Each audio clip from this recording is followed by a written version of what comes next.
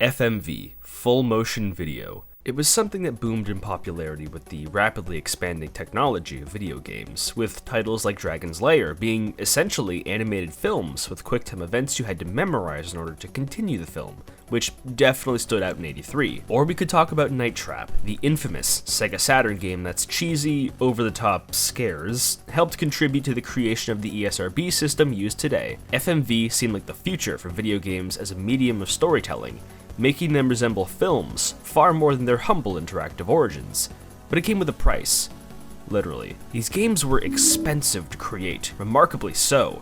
Heaven forbid you had to buy one of the devices required to run these games. Usually these development studios weren't pulling in famous names for their characters. Rather, they would just find anyone willing to be on camera, which created a reputation for less than stellar immersion acting. You are about to experience thrilling and unforgettable moments. Good luck! It doesn't help that most of these illustrious videos were also at resolutions that don't hold a candle to what we can do today, or even look that impressive on consoles to begin with. How would you like it if I conducted the rest of the video like this? Would that be fun? It also doesn't help that actually playing most of these games weren't exactly a fun time. Dragon's Lair was a trial and error nightmare designed to eat up your quarters, and it depends on who you ask if most of those light gun games were good or not. Several disc-based consoles at the time, the Sega CD, Philips CDI, and the 3DO, all tried to capitalize on this FMV future, and all faded into obscurity, with very few games ever being remembered with fondness beyond a passing glance. Just you wait until I tear into you, 3DO. Rather than home consoles, home computers became a far more comfortable home for these games, and it's not hard to see why. Computers, as long as you had a CD drive, could potentially handle the ambition most of these games had. They wanted to give you a film-like experience right at home, to push the medium forward. And if you know anything about cinema, you'll know how much people love their horror films. A few brave souls dared to ask the question, why not combine the two? Thus birthed this mini-genre that has stood as a testament to just how far the medium could go, how many buttons could be pushed, just how far man could blend the realms of film and game together. Above all these macabre CD-based experiences, Phantasmagoria is our target number one. Phantasmagoria, at the time of its release, was big. Astronomically big. It was right up there with Myst and Half-Life as a legendary icon for PC gaming, with its sequel receiving a bit more of a tepid response. What exactly made Phantasmagoria and its sequel, A Puzzle of Flesh, so revered upon release, and what has retained their cult classic status to this very day? This is what I seek to answer with this video, exploring the development history, gameplay, and legacy of Phantasmagoria. Hey, my name is Peter, and I cover strange, obscure, and underrated games all the time on my channel, so if you want more, I suggest you like this video and subscribe for more coverage of these games. Just a heads up, if you want an uncensored version of this video, you're gonna have to go to Patreon, because otherwise YouTube will not accept most of the content here. Huge thank you to the Jawcoin Appreciator tier, you're the ones who support me the most. Now brace yourselves, brothers and sisters, because these games aren't as frightening as you might think they are. They're much, much worse. Speaking of 90s fads, we have to talk about Sierra Online. That name alone is bound to make a lot of people watching sigh and shake their heads in quiet contemplation, because the history and impact of Sierra is hard to entirely quantify or explain briefly. You shouldn't be asking what Sierra did for PC gaming so much as you should ask what it didn't do. Sierra, for a considerably long time, was computer gaming. They were responsible for the wildly influential King's Quest series, something most people will have at least heard of if they haven't played, and if they haven't heard of it, go ask your dad. Sierra games were cutting edge, to say the least. The graphical qualities of their games, their sound quality, everything about their products seemed to define the medium of computer gaming and storytelling through a video game, just as much as legendary series like Ultima or Wizardry did. Most computer games were entirely text-based for a long time, but Sierra is one of the first video game developers to make games with graphics on the screen. This might not look impressive, but ask anyone who's played these games as kids, it was mind-blowing to them. I don't feel the need to dig too deep on the company's foundation, but for now, understand that Sierra was founded by husband and wife duo Ken and Roberta Williams. Ken was the primary programmer for Sierra, always slaving away at the keyboard writing the games from complete scratch. But Roberta was the creative-minded one. She loved classic literature like Agatha Christie and Edgar Allan Poe, and used this love to craft some of the most groundbreaking narratives ever seen in the medium at the time, which largely cemented her reputation as a light-hearted fairy tale storyteller. Roberta felt pigeonholed at the time, because her contemporaries, like LucasArts, made games with a bit more of a mature audience in mind. Of course, Sierra was no stranger to adult or horror games, given that they were behind Leisure Suit Larry of all franchises, and their Laura Bow games did sort of scratch that haunted house itch, but simply put, they were the King's Quest people to the general public. People associated them with family-friendly, charming storytelling. By the year 1994, there were 7 King's Quest games, and Sierra needed a break. Unbeknownst to the general public, Roberta Williams had been quietly working on something in the background. She had been sitting on a developing script for a horror game for many years.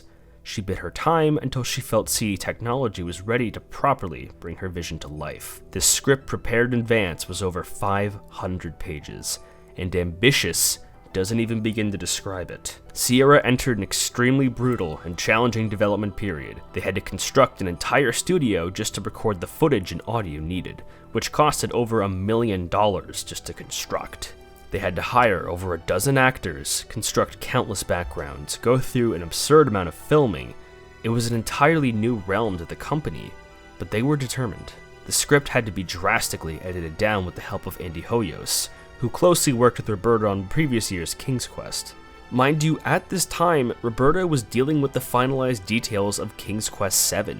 She had to lead 2 separate projects for a fairly significant amount of time, something that weighed heavily on her mind. This was all radically different to anything Sierra was used to, but Roberta and co. were absolutely confident that her years of watching horror films and reading horror novels would carry Sierra into a new realm of graphical capabilities, using this new CD-ROM technology that was somewhere between all the rage and on its way out. The year was 1995. After considerable delays and a budget exceeding $4 million, which was unthinkably large in the 90s, it finally shipped out on August 24th of that year in a big box containing a frightening 7 discs.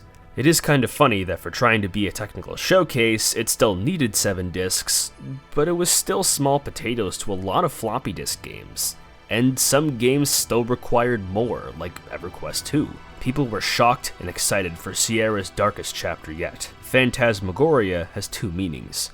It can refer to seeing something dreamlike, that kind of surreal in-between state of being awake and asleep, but it was also a form of theater in the 17 and 1800s, in which people would rapidly flash lights to project images of haunting supernatural creatures to spook the audience. The question remains, was the game good?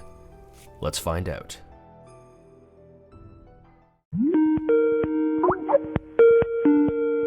Hey, did you guys know that Skype was available in the 3DO? You're looking at video footage right now, buddy. I'm telling you, just some work in this project, it's gonna take off, alright?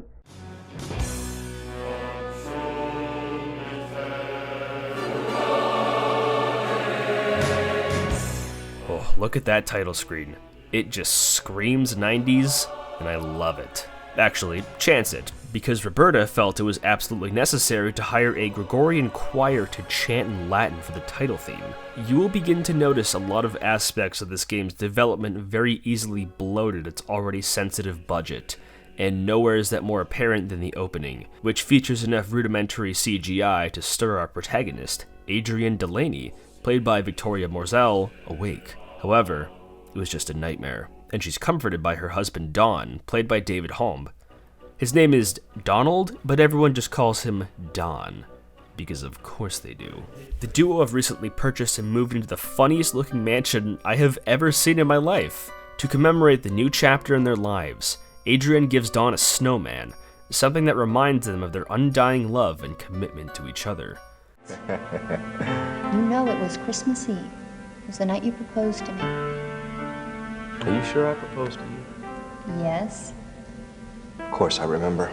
The entire game was filmed by the actors moving around blue screens, which creates an effect I can describe as both incredibly charming if dated, or outright uncanny.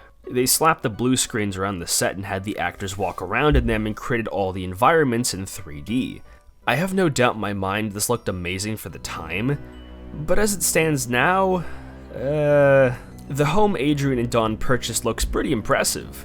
The architecture manages to stand out and look properly uncanny and Victorian, while not being too restricted by the rudimentary models, while some environments outside, less so. Everything being CGI might be adverse to immersion for some, but I hardly saw it as an issue as I played. The characters superimposed into the environments gives it a delightfully dated appearance that really stands out to this day, but upon release, it was really quite advanced. It is still kind of weird to watch Morzell rigidly stand still after the scene she just acted out is finished, then a harsh cutback to gameplay. It was kind of a necessary evil. Actually integrating all of these 3D creations was a total nightmare. Sometimes these objects had to be inserted manually, frame by frame, in order to have the game running stably, which just sounds like a complete toothache. Phantasmagoria is a point-and-click game. Simply move the cursor to objects to interact with them, or move into another environment. As far as the genre goes, Phantasmagoria is an extremely basic one. It has a very small inventory system, and not a lot of the environment produces entertaining results, which is a shame, but that isn't to say exploring isn't encouraged, it's required. Adrian spends the first day at her new house doing just that, and if you're not sure where to go, you can press the red skull in the left-hand corner to get a hint. I am the official hint keeper. I watch your every move. The hints range from cryptic but not unintelligible suggestions of where to go or what to do, to being told flat out to take your ass back home. Mortar is best removed with a narrow scraping implement. The game does an excellent job balancing hints throughout, I must say, and makes it fun to hear them. Who doesn't like the spooky skeleton hanging out in the UI for the entire game? The UI is quite large, as you can see. The aspect ratio of these FMV games was quite small, so the giant box borders it entirely, which I have mixed feelings about. On one hand, it reminds me a lot of older Japanese PC games, like Ugetsu Kitan, but on the other, it can be hard to focus on what exactly is happening on screen, since like a quarter of the screen is the actual movie footage, and the rest is this giant box. These boxes are your inventory slots, and this eye is to examine items, which you are only required to do once or twice in the entire game. I spent my time lovingly exploring this mansion, drinking in the fantastical rooms and set pieces crafted of the finest Jimmy Neutron pilot CGI pieces. There's quite the variety of visuals in the home, a mechanical self-playing piano, more than a fair share of locked rooms, and an ominous fortune teller robot that tells us evil will walk once more. Something Adrian heeds is nothing to worry about. The home's ambience is splendidly methodical, but never too foreboding or mysterious. It feels uninhabited and curious, but restrained. It's not too threatening to explore.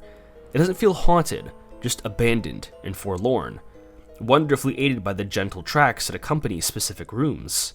Don is upstairs trying his hardest to unclog the drain in the sink here, so we have to leave him to it and try and retrieve all the missing keys for the house we didn't get from the real estate guy. We get inside our hilariously cropped BMW and drive further into Nipawamsett, Massachusetts, a scrambled version of Nipawaunsee, a village near Oakhurst, California, where Sierra was headquartered.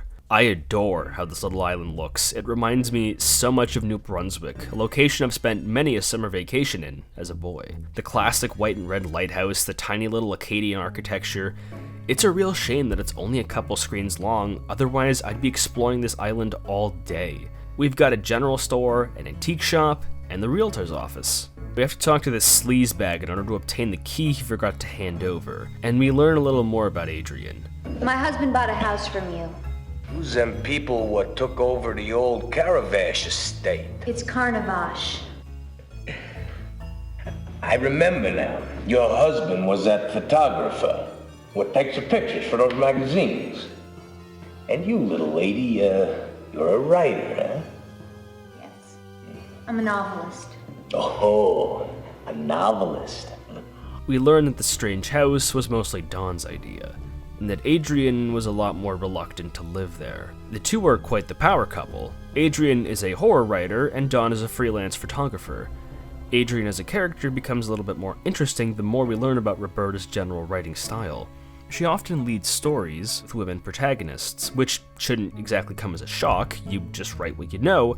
Most people know themselves, at least enough to put themselves as the lead of their own stories. But given Adrian's occupation as a writer who is also married to someone equally as talented as her, it is difficult not to at least assume some part of Roberta and Ken's own relationship made its way into this game, perhaps subconsciously.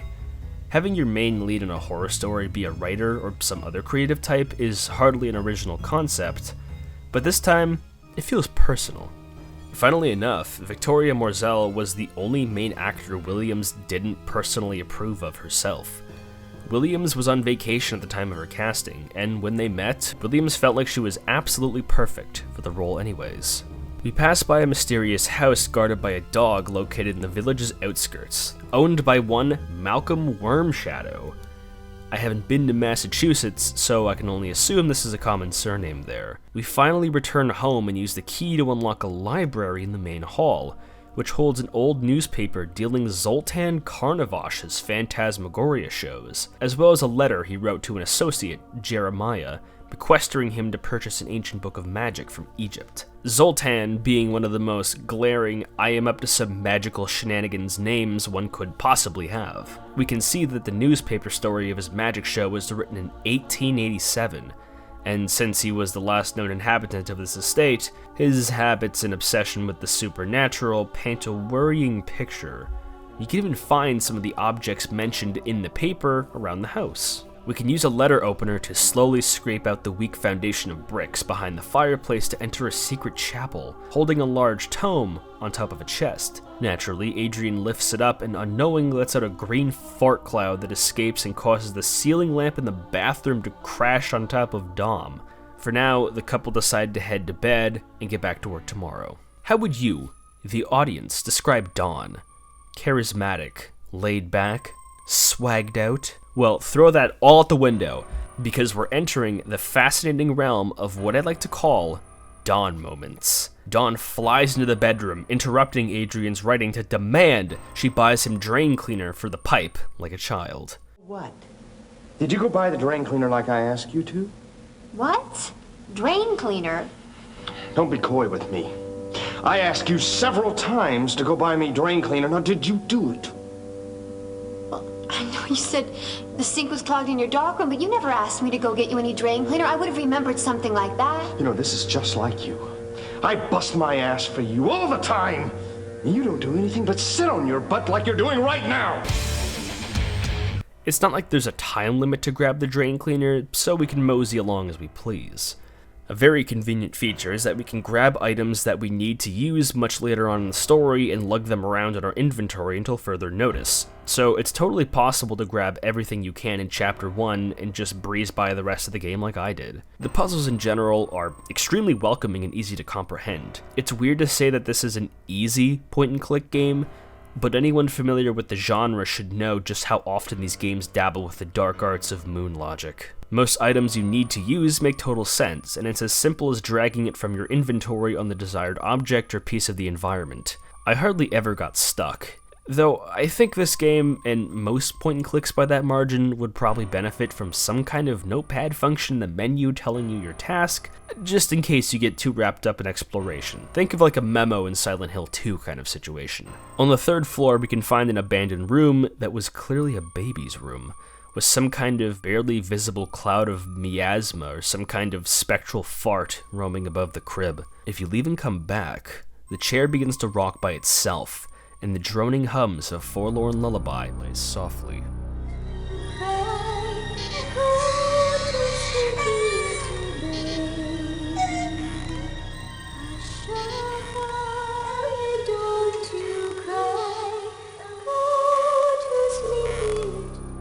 We still don't know what exactly is going on with the locked room here, but it can't be anything good. I did find a crawl space later on that looks like a wine cellar, where we can find some rats and a hammer. Strangers dwell among you, the second note from the mechanical fortune teller says, something Adrian reads a bit more considerably before throwing away. This will do the job. Great. You gotta be careful with that though, that's sulfuric acid. I mean, it'll burn through practically anything.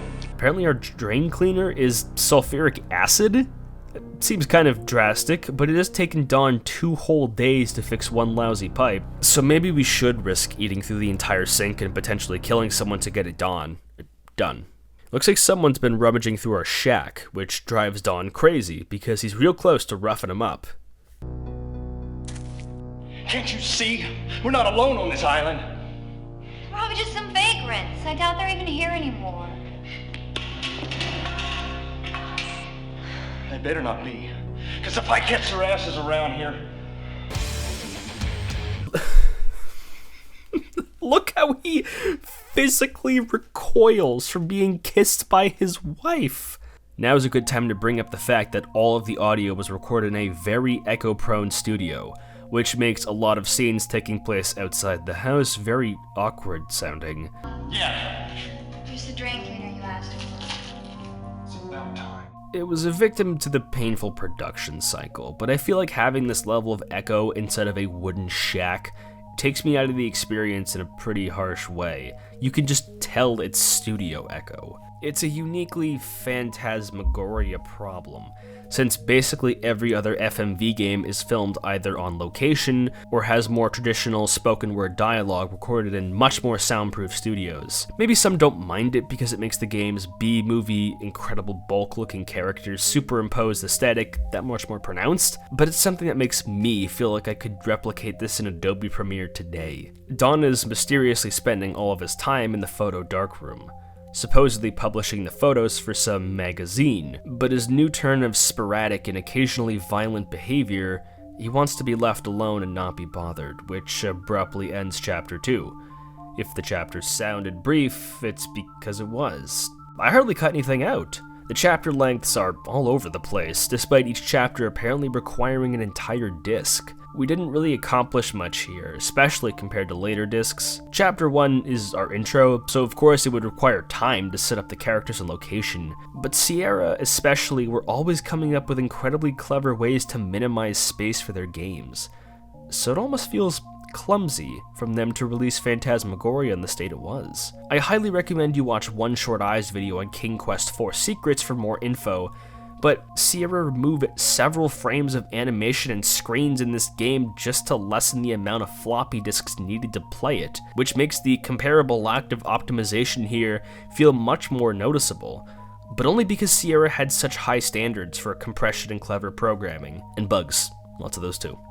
Chapter 3 is far and away the longest chapter by a country mile. We're left to investigate someone who is obviously peeping on us. This is Cyrus, played by Stephen W. Bailey, a simpleton who, despite his ox-like strength, needs to ask for help to free his ma, Harriet, played by V. Joy Lee. The two are a family of vagrants who have been secretly living in your shack for a while. The two are so wildly overacting that I can't help but chuckle with warm jolly with every bit of chimney sweep dialogue they have. Take a look at my son here. He's as strong as an ox, can do any kind of outside work. Me, I can help around the house. I'm a great housekeeper. I'm Cyrus. Me and Ma are living here. In the barn. Harriet's dart-chuffing drawl and Cyrus's simpleton stammers aren't exactly tasteful, but they are really funny. Where do they come from? Who knows? But in exchange for continuing to live inside the shack, Adrian employs them as housekeepers, for free. Harriet is something of a clairvoyant, as most vagrants tend to be, so reading Adrian's palm results in letting us know that she has a long lifeline, but also a mysterious second thing that can only mean something bad, which is perhaps our third or fourth subtle as a civil war sign that something is up with the estate. Speaking of, the third note from the fortune teller tells us that evil is watching you.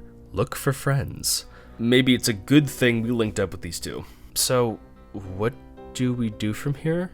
Adrian isn't exactly rushing to go back to doing her job. I'll confess, I had no idea where to go from here. This happens a couple times in the game, where the puzzle you just solved seems to have very little continuity with your next task. Instead, you're expected to remember a detail that you can come across at any moment and continue from there, which is not a bad idea. It respects your autonomy as a player without harshly railroading you, but I totally forgot about that door that has the key stuck in it. What you need to do is use the nail found in the hole Harriet fell through, which must be pulled out with the hammer you got from the wine cellar. Then use the fire poker you should have picked up forever ago to pluck the key out. But I believe there are 2 ways to solve this. There's a newspaper you can find, but I never found it. Either I'm blind and I've totally missed it, or it's in some incredibly annoying place you wouldn't think to search. If I missed it and it's in a bit of footage on screen, please yell at me in the comments section. Just comment in general. It's fun and I like to see what you have to say. This is why I will always advocate for some kind of memo system. Maybe I was supposed to be writing down some of these locations as I played. You shouldn't get too attached to the hint system, or at least not rely on it so religiously. But there isn't always a lot of guidance you're given to remember these rooms. Not always a, oh, check this place out, through a character's dialogue, or recollections, or monologue or something. The open-endedness of the puzzles is a boon, because if you took your time and have a good memory, you can blaze through the game by picking up on context clues. Or if you played much more linearly, it will take some time talking to the very limited amount of NPCs available. Like I've mentioned, this isn't a complicated game, and compared to other games in its genre, it is very easygoing and forgiving. But I don't know. I feel like having a writer character keep a memo or notepad of areas of interest would be a great bit of character expression. It's not like the house is too large, it's just dense. You're going to forget some things. Regardless of how you solve it, it leads us to another floor in the house, containing a lonely room with little more than a bed, a dresser, and a wonderful overlook of the surrounding forest. It feels like an especially comfortable prison for a British earl in the 1800s who was imprisoned for witchcraft. Wait, I mean, that's probably what Carnavash was, to be fair. There's a book on the dresser about vampires, a gift for someone named Malcolm, from Zoltan Carnavash himself. Remember the letter we found early on? Or the conversation with the store clerk in Chapter 2 that I forgot to show until now? Carnavash estate. So you're the ones who moved there.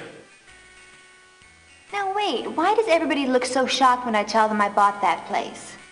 What's wrong with it? Don't you know? Know what? That place is haunted. Haunted? Shh, not so loud. They say it's haunted by the ghost of that magician. What's his name? Carno? Yeah, that's it. They say he died a violent death there one night, along with his wife. That was almost 100 years ago. He was mentioned as someone who'd lived with Carnavash as a boy, so if anyone knew why the estate was abandoned, it would be him. We drive into the village, but there's still the issue of the dog guarding the home. Lucky for us, the general store has a barrel of free soup bones, which is absurd. Having that many soup bones to the point of giving them away for free in October is crazy. Everyone knows soup bones are a winter item. What were you thinking? Throw the dog a bone and meet with Malcolm's caretaker, who we only convinced to let us in because we brought the book he once owned. He's mentioned to be well over 100 years old, so we have to be careful meeting him. The conversation with Malcolm, played by Douglas Seal, is awkward, to say the least. We don't get to see him past his hands lounging on this chair, shrouding his appearance in mystery. He speaks quietly, calmly, as expected for someone his age.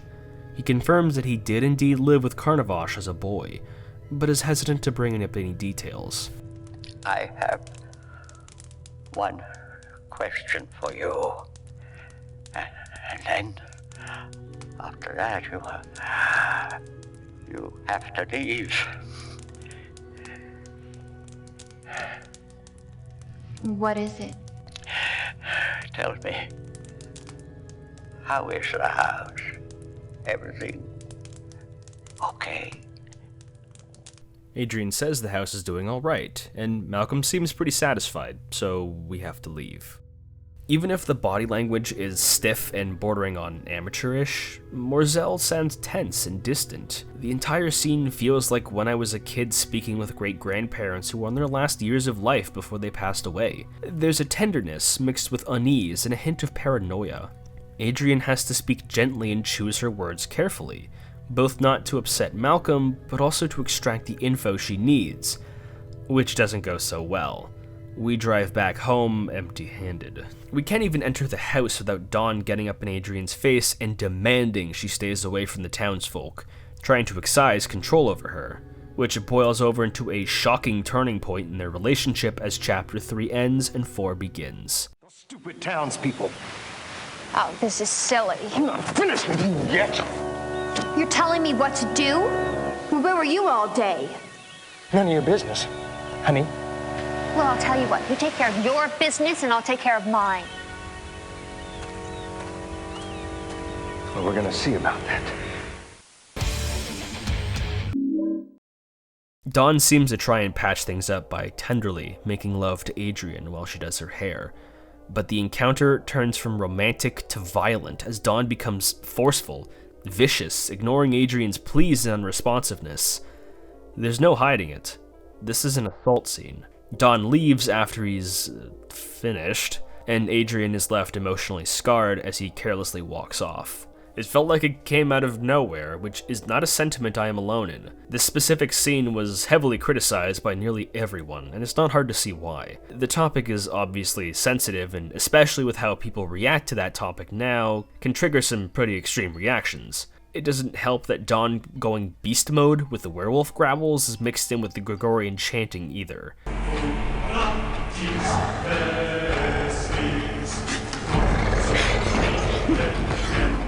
So why is this scene here? Roberta Williams wasn't just insistent, she demanded that this scene stays in, explaining that it was absolutely crucial to demonstrate the fracturing of Dawn and Adrian's relationship beyond repair, which, to be fair, it does. It succeeds in that regard.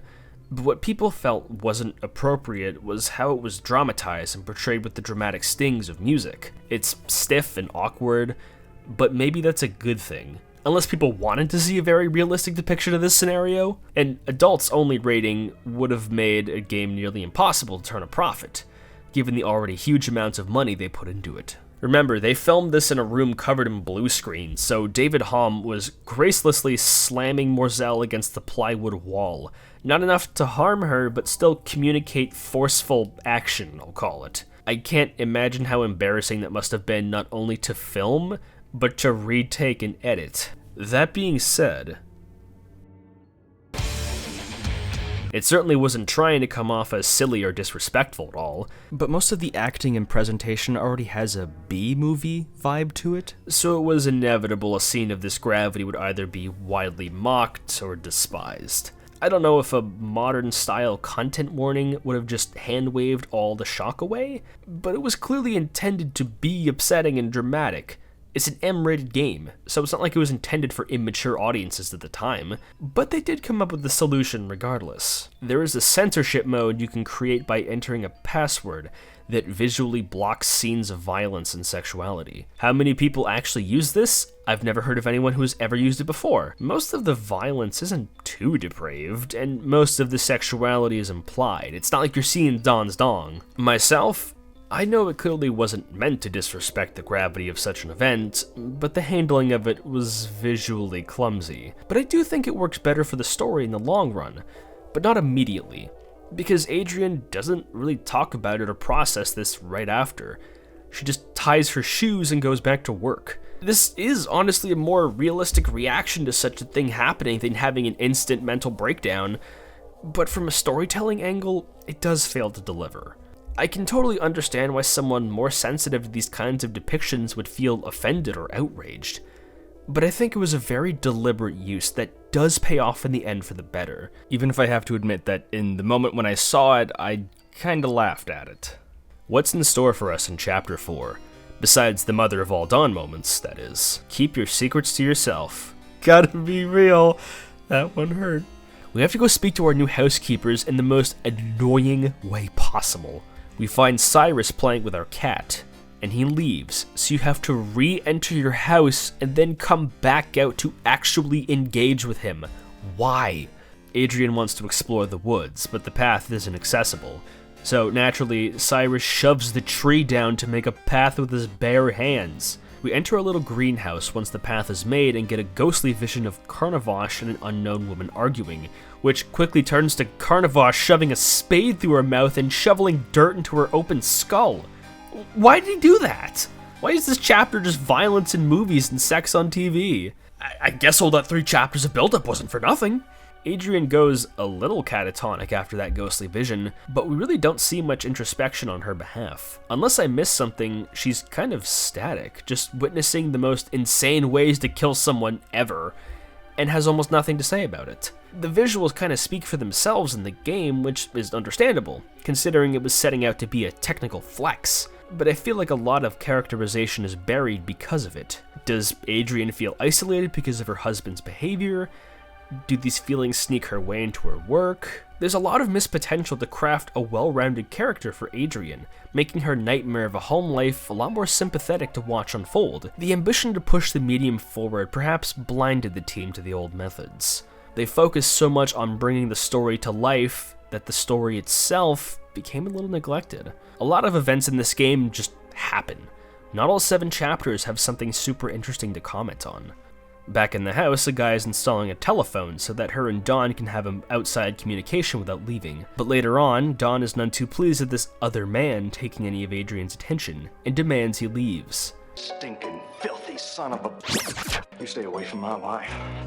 Just what are you accusing me of, sir? I know exactly what you're doing here. Dawn might seem completely manic with no motive, but his actions are starting to paint a clearer picture of what type of man he has become. He is possessive of his wife, totally domineering over her as a male authority figure, limiting her autonomy, taking advantage of her sexually. It's a very specific type of abusive spouse. We need to find a room they were able to spot with a telescope on the coast, and the only way to do that is to use our hammer and painstakingly watch Morzelle try and tear down a weak plywood wall with her hands to get inside. We can skip the scene, but it's especially hilarious how they just put what looks like the entire camera roll of Morzelle struggling to work with the props and create a large hole enough for her to crawl through.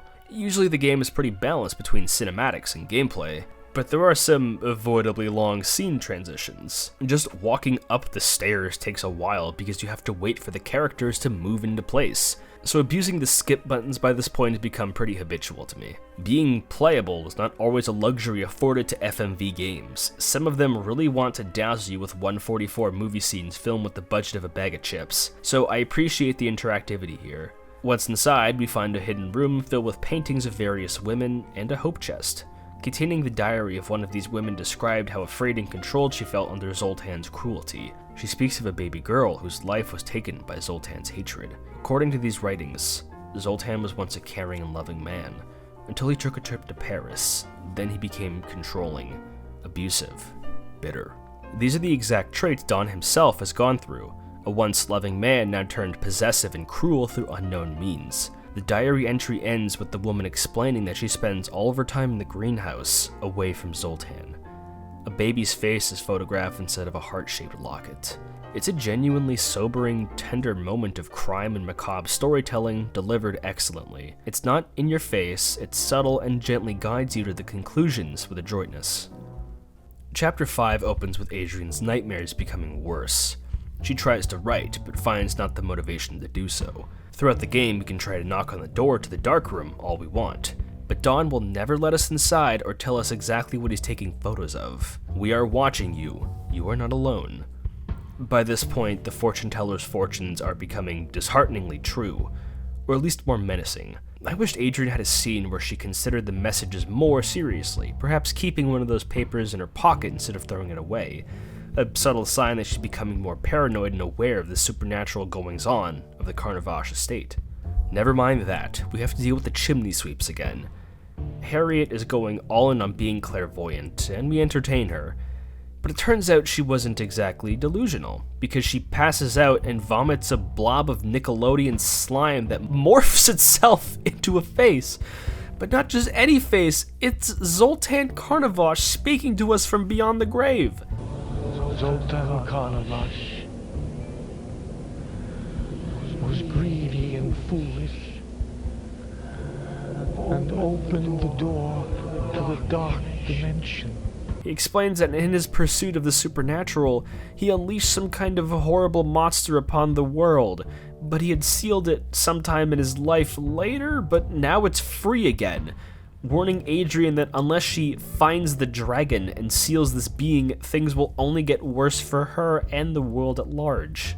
We find a doohickey on the top floor that projects an image of the Chinese dragon on the wall, which reveals a hidden door that opens up a path to an expansive labyrinth that encompasses the entire house, which somehow feels totally in character for someone like Zoltan. When I say expansive, I really mean that.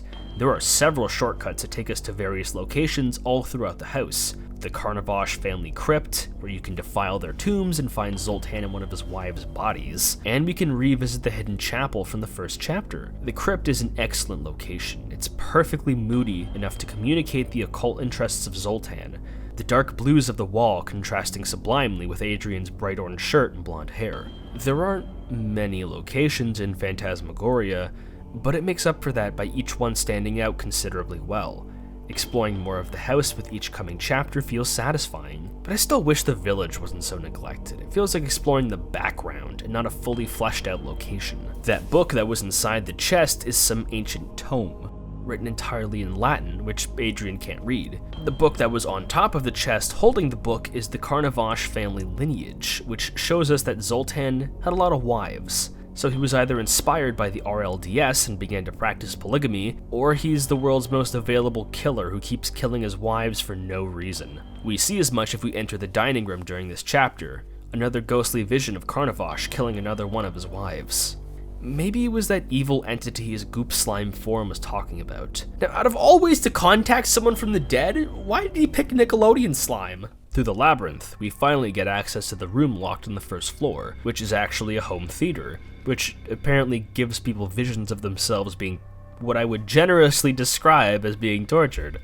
Don broke into the booze and is completely passed out by the fireplace, which is definitely favorable than dealing with him. Adrian takes advantage of this to shout at Don and cement the fact that the two are no longer lovers, but simply living in the same house.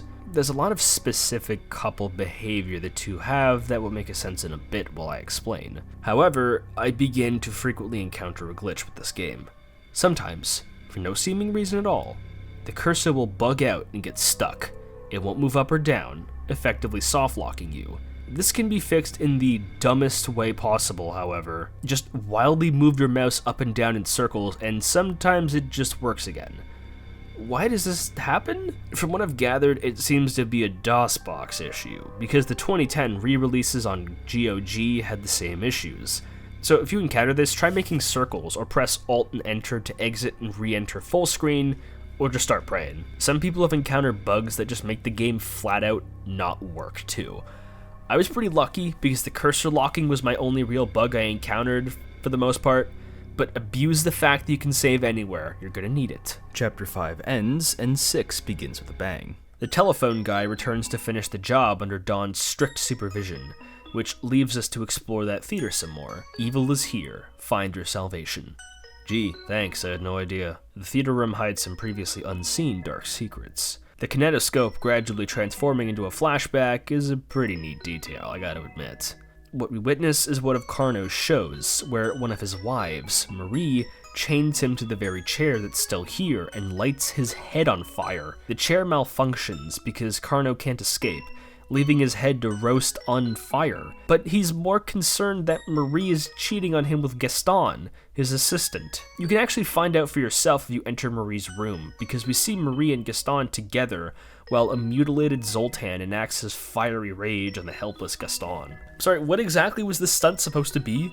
Was he supposed to escape from the chair and put out the fire from the bandages?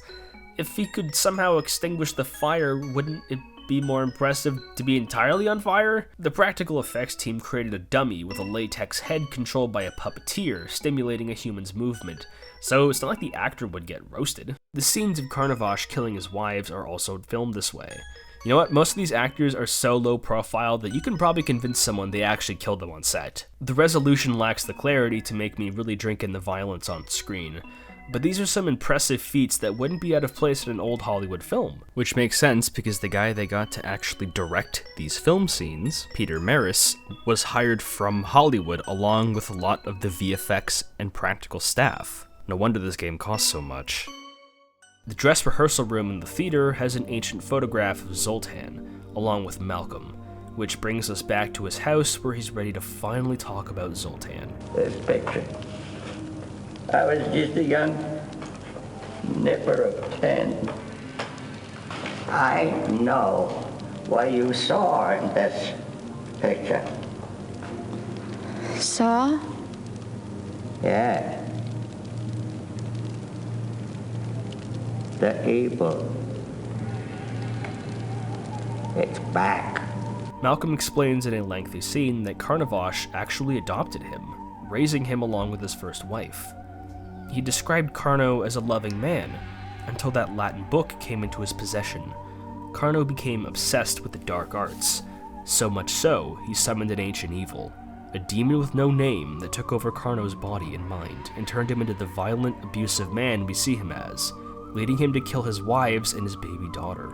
His last wife, Marie, with the aid of her new lover, Gaston, rigged his final Phantasmagoria so that Carno couldn't escape. They hoped to kill him, but perhaps because of the dark forces controlling him, or just his bitter hatred, Carno survived. Somehow. He was in a coma for 2 weeks, but just woke up fine. Carno dragged Gaston through the secret passages, but a young Malcolm witnessed everything secretly. Carno tortured Gaston until near death, and planned to kill Marie in the same chair he was strapped to. A blade went off and killed Marie, but Gaston, with his dying breath, killed Carno with a blade through the chest. Malcolm saw the green fart cloud, the demon, waft away into the house. Somehow, Carno still hadn't died. He somehow dragged himself all the way down the secret chapel, holding that cursed book. Carno desperately made some form of peace with God, but Malcolm finished his work. He put the book into the chest, and in childish desperation, he placed Carno's family lineage tome on top, which managed to seal the demon inside. Malcolm dragged the bodies of Marie and Gaston to their tombs, because Gaston was in such a mutilated state that people couldn't tell the difference between him or Carno. Must have been a really awkward funeral. Adrian unwittingly released that green fart cloud demon back into the world, which possessed her husband, Dawn. This estate needs a hero. The only way to save herself and the people around her from the possessed Dawn is to seal the demon back right inside the book. You'll need the book. A holy item.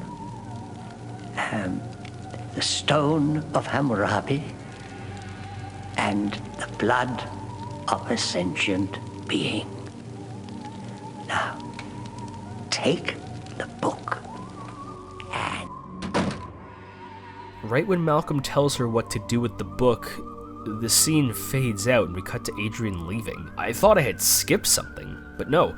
There's just a really weird scene transition that comes out of nowhere to intentionally leave you in the dark, which really doesn't make sense, because fast forwarding a bit, those items perform the most generic supernatural movie ritual of all time, so it's not like they were hiding some kind of dark secret or twist. Oh yeah, Dawn kills the phone guy.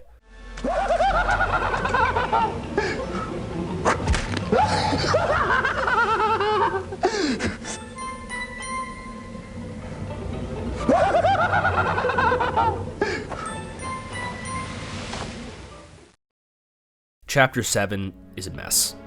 No kind words about it. It is a total mess that completely shattered how I felt about the game. Adrian begins to pack a suitcase and leave Dawn, realizing that her husband cannot be saved. It is a very sad moment, another strong instance of acting from Morzell with little to no dialogue, because the picture of them together speaks for itself. Adrian and Dawn's romantic scenes worked so well because the actors were actually an item during filming, and the chemistry is pretty well communicated in what little we do see of them together. Dawn, on the other hand, has become a complete cartoon character. Gone are all pretenses of a build-up or hint of what's happening. Dawn is now a total clown, which is very funny, but I really struggled to take him seriously, especially when he tries to kill you. Before that, you need to collect some items. I found a rosary bead with a cross in the crypts, and the snowman we gave Dawn is hidden inside his discarded vest. And there's also a shard of glass we can't pick up for some reason. It's here where we can finally enter the dark room, only to find that all of Dawn's photos are cut-up photos of Adrian.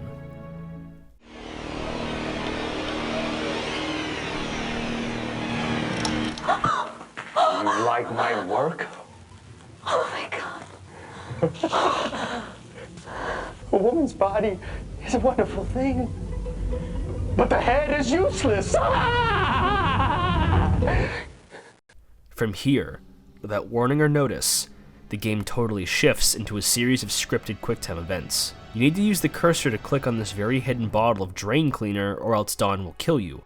I didn't understand what was happening at all because it's completely alien up until this point. From here you have to run throughout your house to try and avoid Dawn, but I feel incredibly mixed about this segment.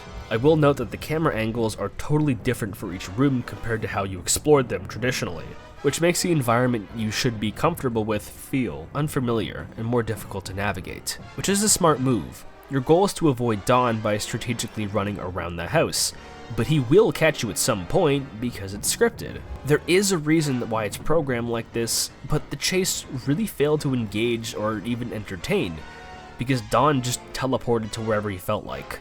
I never felt like I had an upper hand or even a moment to collect my breath, because when he catches you, he straps you to Carno's old torture chair. Dawn's face is all mutilated from the sulfuric acid drain cleaner, much like how Carno's face was burned and disfigured from the fire. Holmes wore a rubber mask that was barely holding on, but he would apparently wear it to the nearby Mexican restaurant and was refused service anytime he came in wearing it.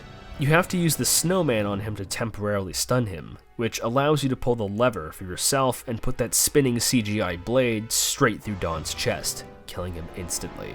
Adrian has no time to mourn, because the foundation of the house itself begins to crumble.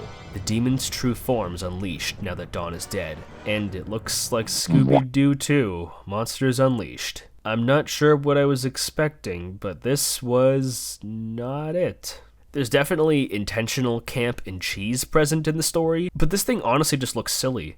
Again, no time to get caught up, because we have to run to the right side secret entrance to leave the theater and snake our way through the catacombs. You have to click on the correct pathways, or else it's an instant game over, and you have to start back at the Dawn chase sequence. Adrian gets her skull split open by the demon's claws like a shotgun blasting through a pumpkin when he catches you.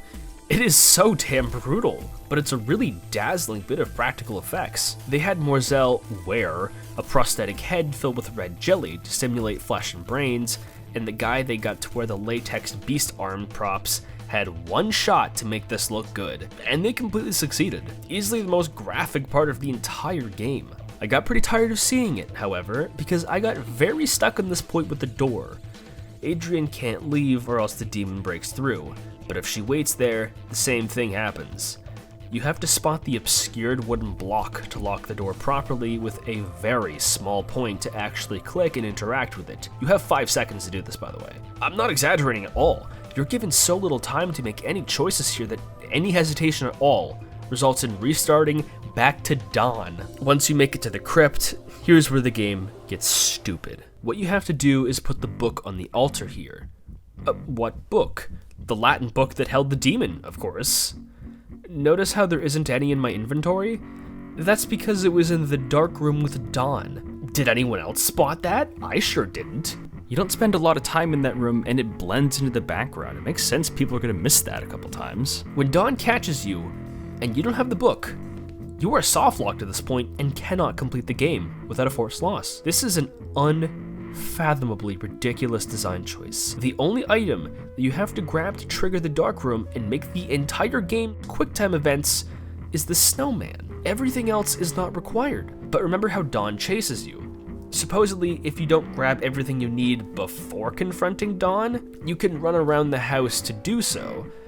But good luck being able to chart a path without getting caught. There is at least a little bit of logic, and you have the glass shard. You can cut Dawn to stun him if you hide in the baby's room. But that is an unreasonable amount of expectations for the player to complete in mere seconds. Dawn's patterns, if you want to call them that, are mystifying, to say the least. You're never really sure where he is, so imagine grabbing the book from the dark room, hiding in the baby's room, using the glass shard, go down to the crypt to get the rosary. The hidden labyrinth isn't a safe place to hide either. You are always on the run, with very little time to adapt or learn how to evade your psychotic demon-possessed husband. Chapter 7 being a glorified minigame is a drastic, sharp nosedive in terms of enjoyment, and I strongly considered rage quitting, but it only gets dumber from here. Remember that glass shard? For some reason, I couldn't pick it up at the beginning of the chapter, so I figured it wasn't important. Nope, it's a mandatory item you cannot beat the game without, so why couldn't I pick it up?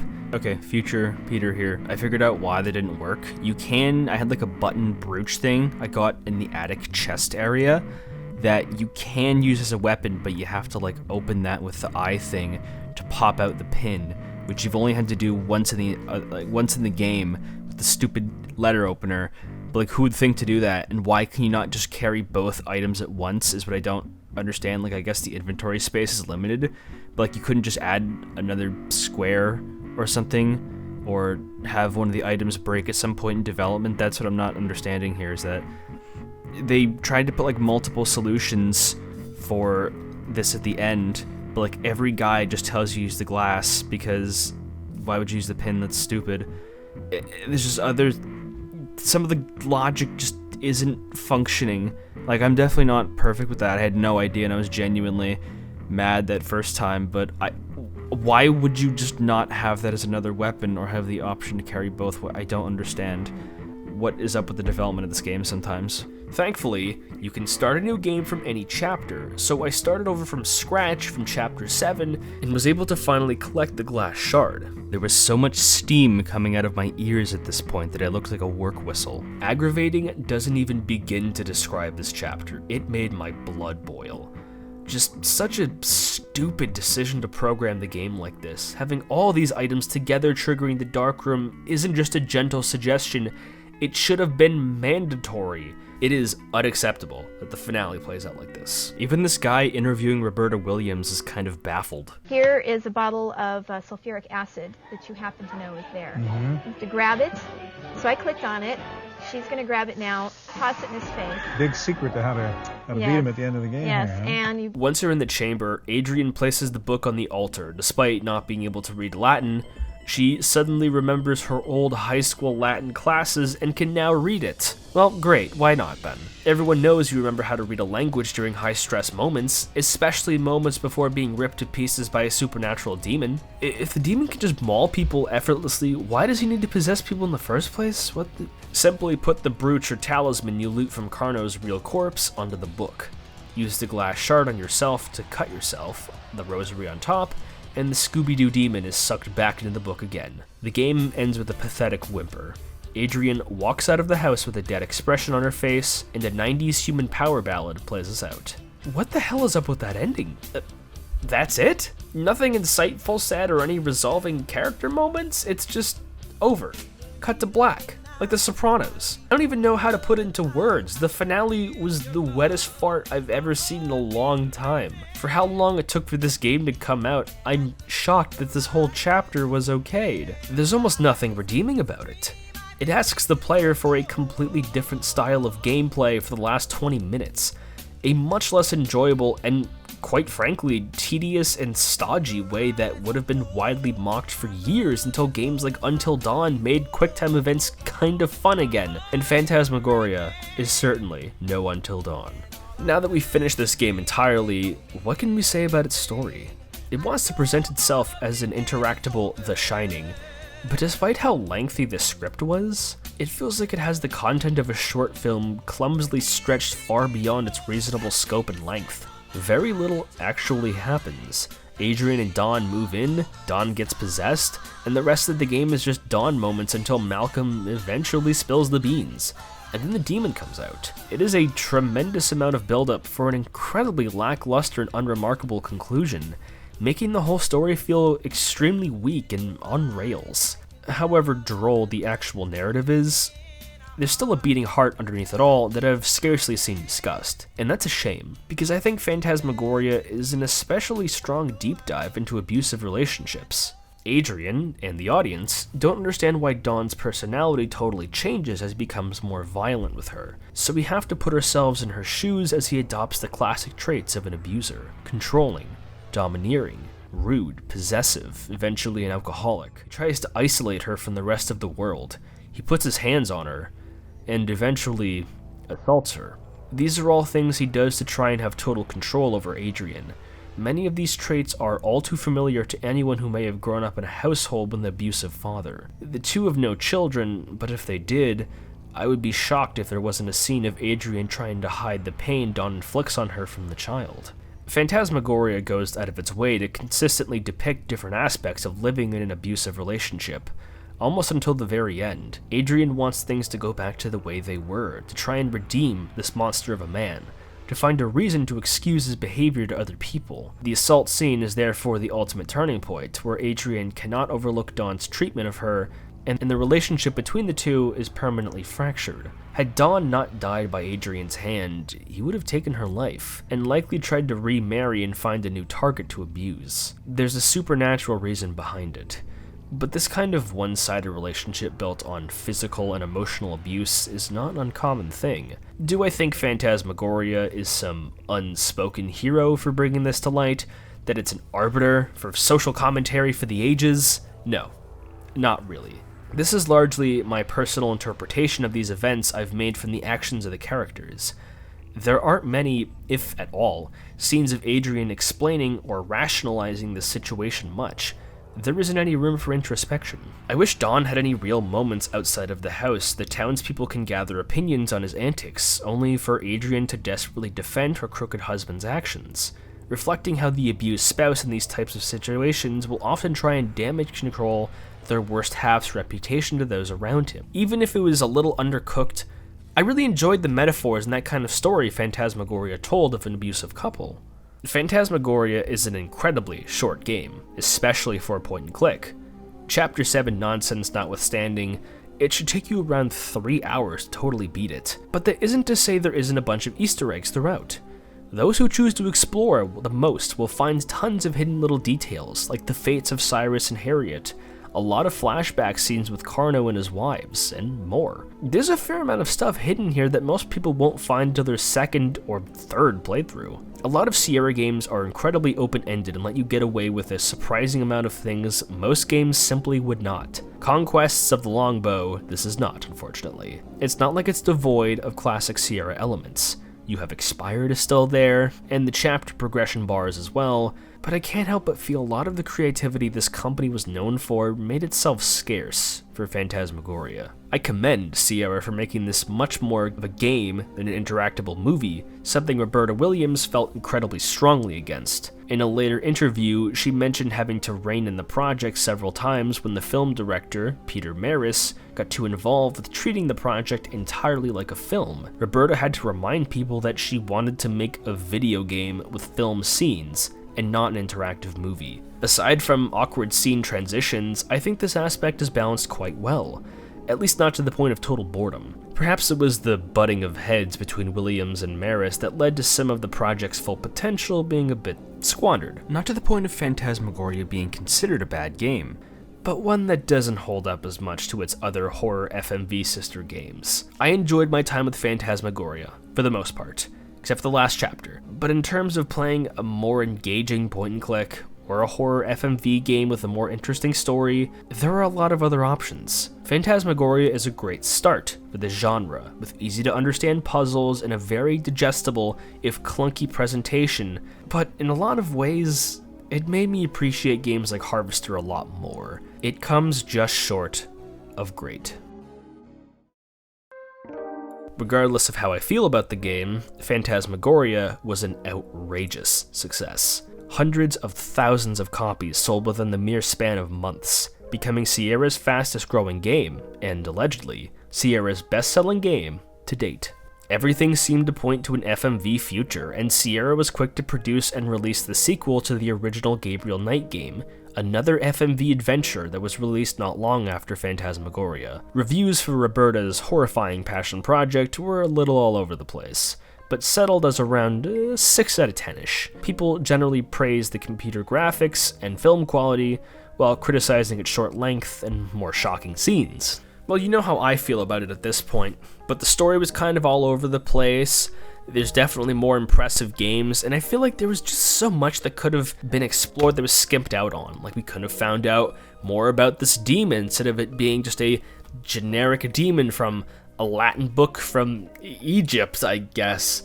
I'm not really sure entirely what they were thinking, which is strange considering how long this script and general concept has been around in Roberta's mind. Work on a sequel to their killer thriller happened immediately after the game went gold. However, the development team would be radically different. Roberta Williams began intensely working on King's Quest VIII, wanting to avoid the nightmare of having to work on a King's Quest and Phantasmagoria at the same time. Lorelei Shannon was asked to helm the project, with Andy Hoyos serving as film director. Shannon was something of a virtuoso for Sierra at the time. She had experience in writing, game design, cinematography, just about any part of the project that was struggling, Shannon could pull her own weight. She was definitely most adept at writing, though. She had written many of the strategy guides for Sierra. She had countless published short fiction works, and after her time at Sierra, she would go on to write plenty of literature. Shannon aided Williams in the past on writing King's Quest VII, so Williams trusted her enough to confidently lead the project and allowed her to write the project how she pleased with basically no guidelines. Shannon took pride in this role and worked on creating a completely different sequel with little to no continuity to the original game. Shannon respected Williams' 1960s type horror, as she puts it, but also explained that it wasn't her style, instead choosing to go all in on making the game set in a chaotic, bombastic urban environment that would really push the envelope even further. Phantasmagoria was a video adaptation of a classic horror novel in a way, while its sequel sought to replicate the psychological thrillers that were taking over cinema in the 90s. Seven and Jacob's Ladder were especially poignant sources of inspiration. On November 26, 1996, with a budget exceeding $4.5 million, Phantasmagoria, A Puzzle of Flesh, or just Phantasmagoria 2, was released. You're going to have to trust me when I say, you are not ready for this game.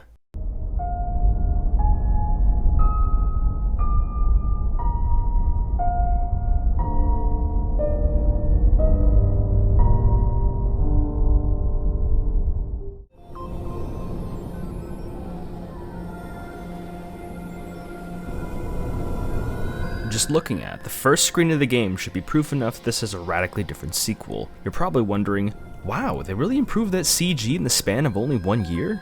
But alas, you are mistaken. Rather than having all the actors perform in a studio surrounded by blue screens, Phantasmagoria 2 decided to shoot most of its scenes on location. They rented several areas around Seattle, an office space, restaurant, etc. Definitely stands out from its more visually opulent sister game, and I think that's for the better. Even if that sense of awe and scale is totally missing, the actors look far more comfortable in these sets, which allows every scene to feel a lot less stilted.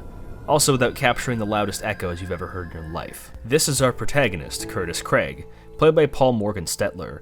He seems like an ordinary guy, introverted, likes old horror movies, works an office job, but the cracks of his rather fractured psyche make themselves apparent in the opening movie, implying that Curtis has, or will be visiting a mental institution. He also has a pet rat named Blob? Hey, morning, Blob. Blob? Who does that? Oh, clearly this guy's a basket case. Fun fact, this is actually Shannon's own pet rat, Rosie. The very first puzzle of this game is a actually perfect representation of the outrageous moon logic and level of what I can only dub as antediluvian guesswork present throughout the entire game. Curtis can't go to work today because his wallet is missing. It's under his couch, but he can't reach it. Instead of just moving the couch or getting an object to grab the wallet, he grabs his pet rat to grab it, and you have to lure it back with a granola bar from your nightstand. It's not a difficult puzzle, but who would think to do that? First impressions for these types of puzzle games are super important. If you make people think all your puzzles operate in some kind of otherworldly logic, most people will drop it right then and there. It's absurd that one of the most esoteric puzzles in the literal first instances of being able to play the video game is right here. Thinking outside the box isn't quite what this game managed to achieve for its puzzles. Sometimes you have to think like a complete alien to smoothly progress. Sometimes literally. It's a pretty sharp contrast from the first game, which was very forgiving and basic, but also because it had veterans of the genre working on it. Shannon is no slouch herself, but I think there's a very distinct difference in the wisdom and experience of the game design sensibilities present between the installments, but the worst of it is yet to come. The first game had a very small cast of characters, so the sequel sought to distance itself by having a recurring cast of characters at Curtis's workplace, Wintech. There's his best friend and company programmer, Trevor, played by Paul T. Mitri, a jovial and very openly himself man who gets along with everybody. Actually, I was up early this morning. My rat stole my wallet. Yeah, a likely story. Yeah, you just couldn't haul your lazy butt out of bed, huh? Huh? There's a ton of banter between these two that instantly sells a years-long friendship, no doubt aided by the actors having proper locations to shoot in. Trevor and Curtis are constantly talking throughout the game. You can bounce basically every plot beat off of Trevor to hear his sarcastic but still helpful advice. Curtis is somewhat romantically involved with his co-worker Jocelyn, played by Monique Parent. She's courteous and kind, but Curtis would rather keep their relationship a secret. You can email her all sorts of wild things later on, though. She also sent you a sexy postcard in the mail this morning. There's also Tom, played by Michael Taylor Donovan, the mild-mannered manager who tends to keep to himself. Then there's Bob, played by Don Berg. Bob is a prick, putting it lightly. He constantly antagonizes Curtis for basically no reason, but Curtis isn't a total pushover. My fault you can't find your files. Yeah, well, whatever. Just don't let it happen again or you'll regret it. Ooh, is that a threat? You're scaring me. Finally, rounding out our employees, there's the distant and quiet Therese, played by Ragna Sigurd, who's so swept up in her work she hardly even talks to Curtis when he asks her to move some files over. Curtis has a distinct relationship with each member of the workforce, a welcome change from Adrian's isolation. Chapter 1 gives you ample time for interaction. You can talk to them in their cubicles, over the phone, showing them various items from your inventory. However, this comes with a dire, aggravating cost that often spells doom for the genre.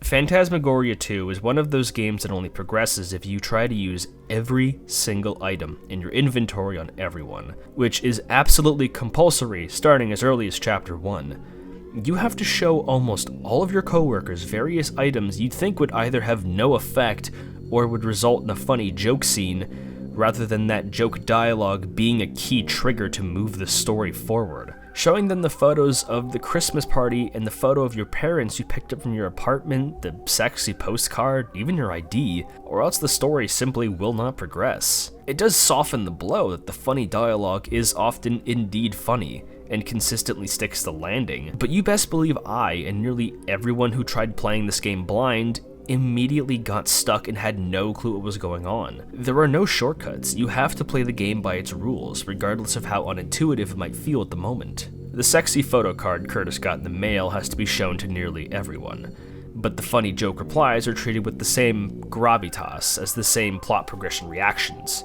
So it's difficult to tell when you've completed something that can be done, or something that needs to be done. If you show the postcard to Therese, she reveals that she sent it for some reason, but Curtis just goes back to work like nothing happened. You have to have the scene played, or else the game will not progress. The only real approach is just to try using everything on your inventory on everyone available, which just makes the whole experience feel monotonous and lifeless. It's not consistent.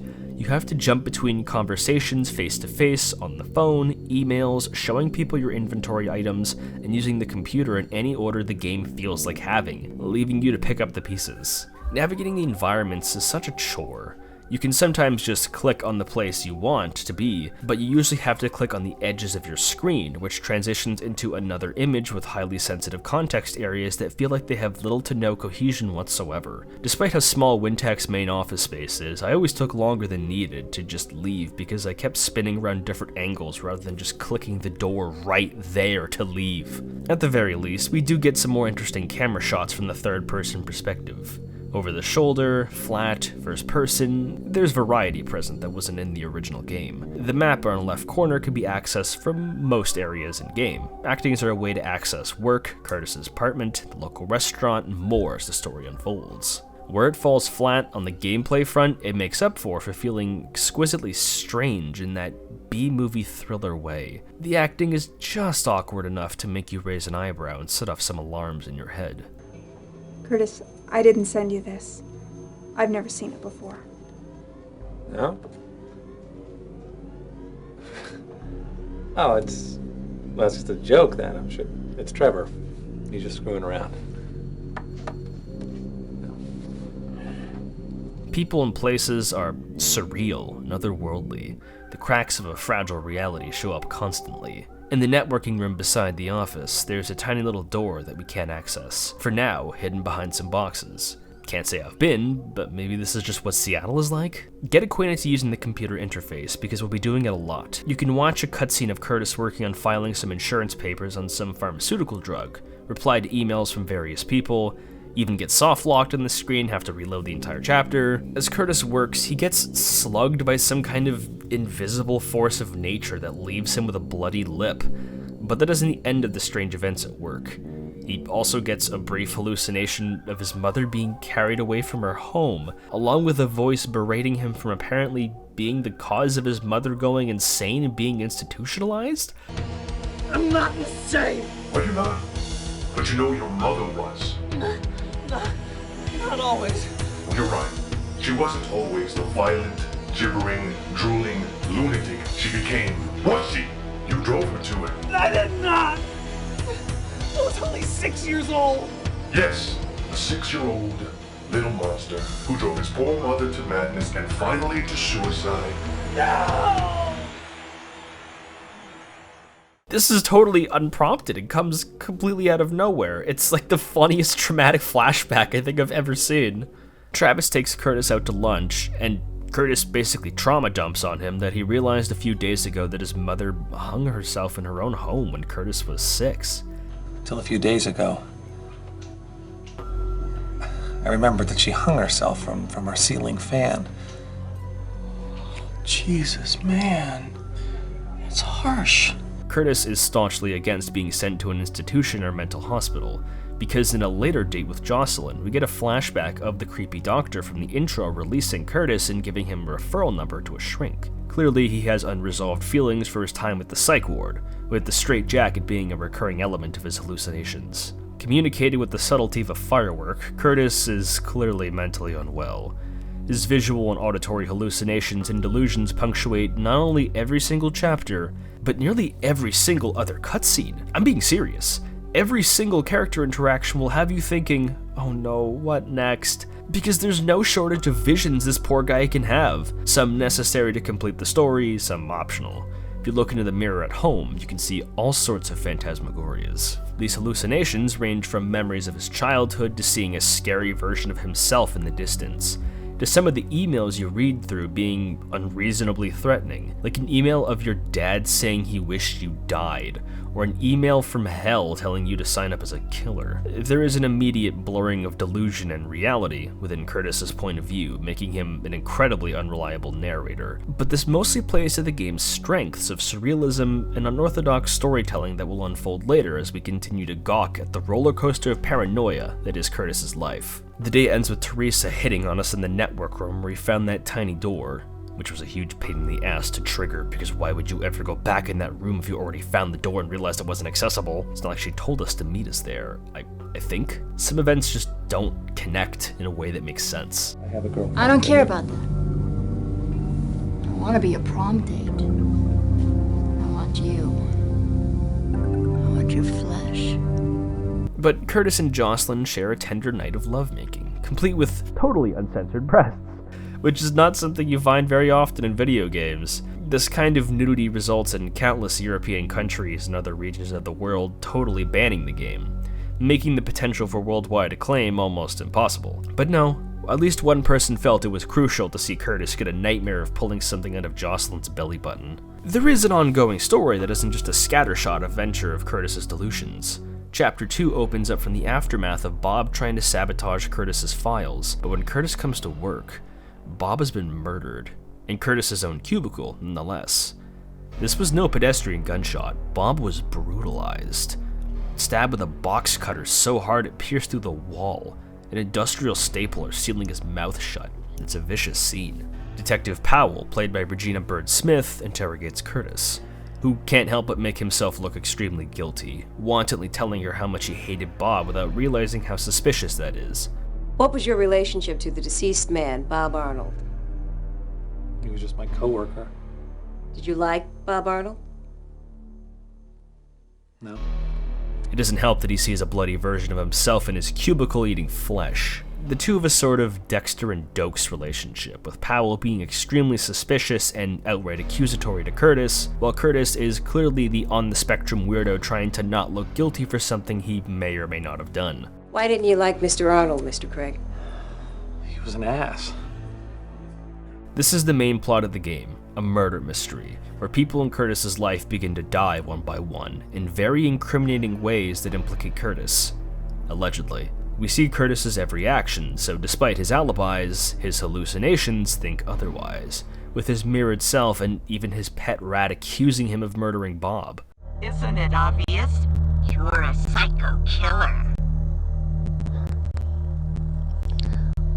Wintech shuts down for the day, and the remaining workers go drown their sorrows out at the Laughing Tree, the local restaurant. One by one, everyone leaves, except Therese. Rather than feeling bad, she talks about how Bob probably deserved what he got. She sent a creepy letter in the mail, wishing Curtis a merry whips and kisses, and invites him to a club called Borderline that night. Curtis decides to investigate Bob's murder, so he tricks his boss, P.A. Warner, played by Warren Burton, to leave his office so Curtis can use his computer. There he discovers emails about something called Threshold, a project researching alternate dimensions? Look at the text, what else can you interpret this as? There's a recurring storytelling device where you're led to believe that you will find details involving something pedestrian for the genre, like clues to a murder mystery, only to find something so crazy that it dramatically deepens the stakes, almost torpedoing the tone of the situation. But somehow, it works. At least for me. The black comedy of Curtis's hallucinations and the bizarre character interactions somehow makes learning about alternate dimensions in Chapter 2 not that great of a leap of believability. At least not enough to shatter my suspension of disbelief. Irregardless of topic, the B-movie vibe does an astronomical amount of heavy lifting for this game's atmosphere and tone, which somehow keeps it consistent and intriguing, despite the sharp left turns that are constantly taken, only some of which feel logical. Things just kind of happen, and you're left to decide if that's a good thing or not.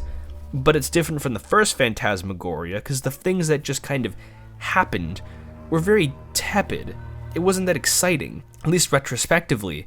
But the things that randomly happen in Phantasmagoria 2 is kind of the appeal. You're supposed to draw a very clumsy line between them, if that makes sense. After we take a small key from Warner's office, we get chewed out and reminded that our father used to work for Wintech. Don't make the same mistakes your father made, boy. I would hate to have to lose you.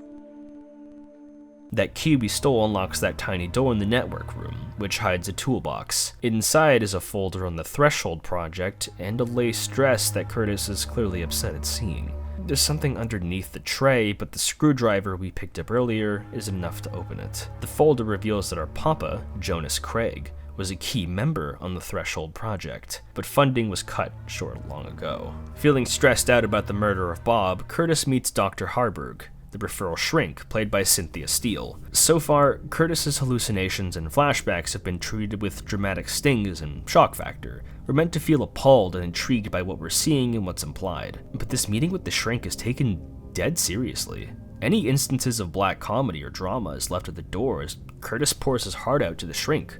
Stetler and Steele share a couple scenes of genuinely impressive acting for an FMV game, depicting a broken, utterly shattered man reluctant to talk about the childhood abuse he endured to someone for the first time. Oh, Curtis. You have to understand that the problem was entirely hers. You were an innocent child. We learn the extent of Curtis's mother's horrific abuse. She used to make Curtis cross-dress solely to humiliate him. The lace dress he found in the toolbox either reminded him of it, or it was the exact same one. He talks about how the bondage postcard Therese sent him stimulates him, because in his own words, the bondage and ropes holding him in place feel comforting. They keep him in check, in a way. Have you ever thought about why you like images of bondage? Yeah. It's even weirder. I feel like the person in the picture is somehow being held together. Like, they can't come apart with all that stuff holding them in.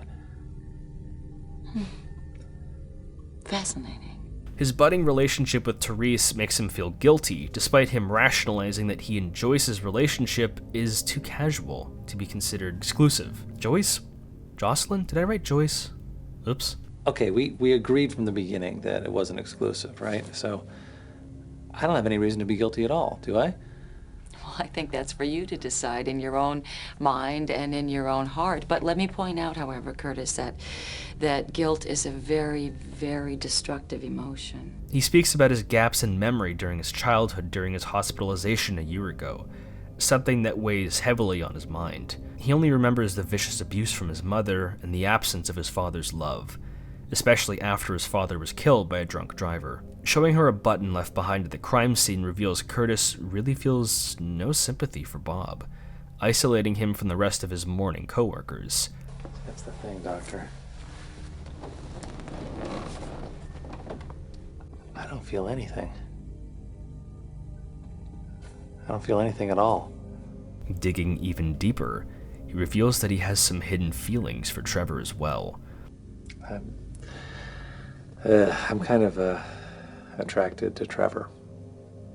And that worries me because I don't know if I should be with Jocelyn. I don't want to hurt her, you know? Have you spoken to Jocelyn about this? God, no. I have enough trouble opening up to her. He's afraid that his forced cross-dressing made him somewhat attracted to Trevor, but also why he can't feel romance with other people. So do you think that my mother dressing me like Barbie has anything to do with my being attracted to Trevor? No, Curtis, I don't. Sexual orientation is genetic. However, the confusion that your mother instilled in you may be contributing to your disassociation with society. You know, it's funny, even when we're making love, I don't feel totally close to her. I don't think I felt totally close to anyone. Curtis's identity is nothing short of a nightmare, a totally unsorted mess. He lacks truly intimate romantic feelings for anyone, but hopelessly physically attracted to many people. He remembers nothing but pain from his family life, and now they're gone. Curtis has nothing to hold on to, nothing to really call his own, besides his pet rat. You're allowed to investigate these feelings in any order you please. It's a chilling depiction of someone wound up so tight, spilling their guts to someone willing to listen and not judge them. It paints so broadly that at least one of Curtis's issues is bound to hit home for someone and challenge our perception of the crazy visions he gets. Mind you, all the scenes of young Curtis and his mom are pretty cheesy, but Phantasmagoria 2 reveals itself as a dark, cerebral character study, in contrast to the genre fiction of its elder release. I could barely pay attention when the issue of the Threshold file was brought up. I was so invested. In the span of 15 minutes, the game managed to make alternate dimension research seem mundane and unimportant at the moment. But that's the magic of the game. Not everyone is capable or willing to suspend their disbelief for how this game tells its story, but if you can, there's genuinely almost nothing like it on Earth. At least I'm pretty sure the tonal whiplash is an intentional part of the story. I almost forgot, Curtis has to go to Borderline. Get out of here. Come on, I just want to have a drink with my friend. I said get out of here. These three dancing guys were literally just in the area, not associated with the game at all. And Andy Hoyos just asked them to do their dance moves in front of the camera and walk away because he thought it was funny. Makes me wonder how much of this game was improv. We show the bouncer the bondage postcard, and when we walk in and find out, unkindly, that Borderline is an S&M club. Shannon has gone on record saying that S&M apparently has a large scene in Seattle, so it was a no-brainer to include. Apparently. He meets Therese, gets drunk, gets his belly button pierced on stage, plows Therese, then has a nightmare about pulling out some alien slime from his navel, which reminds Curtis of another childhood moment. Can this guy catch a break already? Not a day goes by where he doesn't think, this reminds me of a horribly traumatic event that happened 20 years ago. Chapter 3 opens up with our boss, Warner, telling us to get our ass back to work, despite the fact Bob was murdered a day ago. This gets Warner in hot water with Powell because, shockingly, you probably shouldn't be remodeling a crime scene and giving the police 1 day to gather evidence. Let's try calling Bob. You murdered me.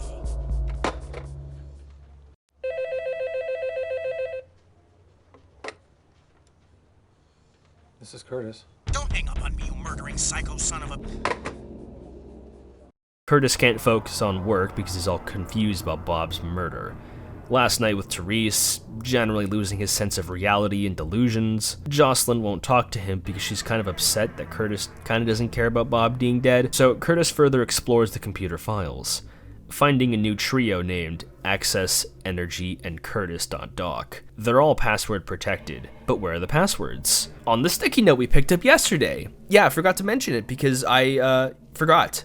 The only way you would ever find these passwords is cycling through your inventory wantonly, or being some kind of 200 IQ Bioshock Infinite player and understanding that developers wanted you to think about the 3 passwords because there's 3 documents. It's a sticky note. Is Curtis incapable of sticking it on the computer, or even just pulling it out while using the computer? Passwords are usually a pain in the ass to figure out because they all work off of weird, stilted logic like this. Hope you remembered your boss's Latin phrase plaque. It will be on the test. Access.doc is a file that Warner sent to the head of security, Ed Gein, to lock the basement so that the project Threshold can run smoothly. Wait, Ed Gein? Serial killers are often brought up in this game, usually by Curtis mentioning them offhandedly, or the voices in his head comparing him to their misdeeds, so who knows if that email is even real. What is real, I'm pretty sure, is Curtis.doc. It's Warner telling Eddie not to let Curtis interact with Project Threshold, but with explicit instructions not to kill him if he does so. Rather contact Curtis's doctor, Dr. Merrick, who looked at him in the mental hospital to recommission him back into his care should that happen. Threshold, a project involving alternate dimensions, is sensitive enough to kill people over, but not Curtis. This connects a lot of dots about the death of Curtis's father, potentially Bob, and Curtis's stay at the hospital a year prior. We explore the office more, finding out the mini door has been completely sealed, so someone knew we were in there. Oh well, we can grab a hammer from the desk for later. If we grabbed our mail this day, we can find out that Adrian Delaney actually published a new book about dealing with loss. Bridget's Books is proud to welcome best-selling author Adrian Delaney. Ms. Delaney will be signing copies of her latest book, Coping with Loss. She's pretty. This is the only link with the original game. It implies that after Adrian left the Carnavash estate, she wrote a book about how Dawn died. How did she get away with that whole situation? You know, now that I think about it, Dawn moments of like spousal abuse so comical that it's hard to take them seriously. Curtis's mother has way more Dawn moments than Dawn ever did. So really, Phantasmagoria 2 is just like the motherload of Dawn moments. Pun intended. Where was I? Oh, yeah. We can eavesdrop on Tom and Warner having a shouting match, which causes Curtis to not so much have a flashback as he has a psychotic breakdown and ends up imagining himself back in the psych ward, which is about as deplorable and filthy as you'd imagine. Hello, Harriet? In one of the most face and palm puzzles in this entire genre, you have to wait for this tiny green rubber ball to be moved just in the right place to kick it, which causes ruckus in the ward, which allows Curtis to free himself to try and make an escape. But naturally, it was a dream. Curtis has a surprisingly robust support network. Tom is a hardworking and understanding manager. Jocelyn, even though she's upset with him, still cares about him deeply. Therese wants to put things in his ass, and Trevor is carrying the entire game on his back by being such a loyal friend. But this time, it's our turn to try and comfort Trevor. Hey. He's feeling disturbed about Bob's death. Curtis is beginning to suspect he might have killed Bob somehow. Have you ever had really horrible thoughts? Well, like what? Like wanting to kill someone? Which is the worst possible thing you could say to someone in this situation. But the ever-loyal Trevor tells him, don't worry about it. Everybody feels that way once in a while, man. Don't worry about it. Huh? I can only imagine how Curtis feels about Trevor talking about the various men he sees on the side. If Curtis were to say something, he might feel like his only real friendship could shatter and leave him even more isolated. I haven't talked about it now, but the way you interact with characters in these one-on-one situations is mind-boggling. Instead of just playing one long FMV sequence, it's broken up into chunks, which are separated by just clicking on them again and again. I'm not kidding, you have to click on Trevor like 4 to 5 times just to finish this scene. Why? Why not just play the whole scene? It's not like it's scintillating gameplay, it sucks. And would you believe me if I said it only got worse later on? Because it does. The last thing to do before our next therapy session is to open the hidden compartment in the toolbox. Do we use our new hammer to open the box? Not exactly. We combine the hammer and screwdriver together to make a chisel to knock out the screws, then we can open it. Did you know we can combine items in this game? I didn't. I checked the manual, don't think I saw any mention of it there. This is one of 2 puzzles that I can recall, where you are asked to engage with this combining mechanic, and I cannot for the life of me understand why. Why does he use it like a chisel? Who does that? Who would think to open the toolbox like this? We meet again with our shrink. Again, Curtis trauma dumps. He talks about having his navel pierced, like the feeling of being controlled by Teresa in the moment is awesome, apparently. But after they did the deed, his feelings flipped. He wanted to control her, to hurt her even. I wanted to control her. How exactly did you want to control her? It was weird. When I got off the stage, she was right there, and I just pounced on her, and I picked her up, and I took her into a bathroom, and we just did it. Did you ever consider that maybe she was the one in control of everything? Well, but you're probably right. Curtis has a very warped sense of control and sex and women, no doubt caused by his mother. It's no coincidence that both women he's attracted to are blondes, one of which habitually hurts him. All he's ever known is a woman physically and emotionally harming him, so his desire to be with Therese is no doubt a reflection of him wanting to seek comfort and familiarity in the only way he can. A tragic, self-destructive way. Curtis has a bit of a thing for navels, I've noticed.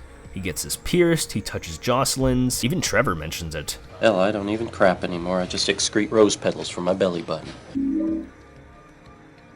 Belly buttons symbolize life, given the connection to an umbilical cord, so Curtis piercing his is a symbolic sign of ownership to Therese, but also to the darker corners of his mind. His repeated sexual attraction to women's belly buttons can represent a strange way to connect with them, or if we want to get super deep, even potentially Oedipal. It could even be a way to seek the memories of being loved by his mother that he can't recall. But you know what he can recall?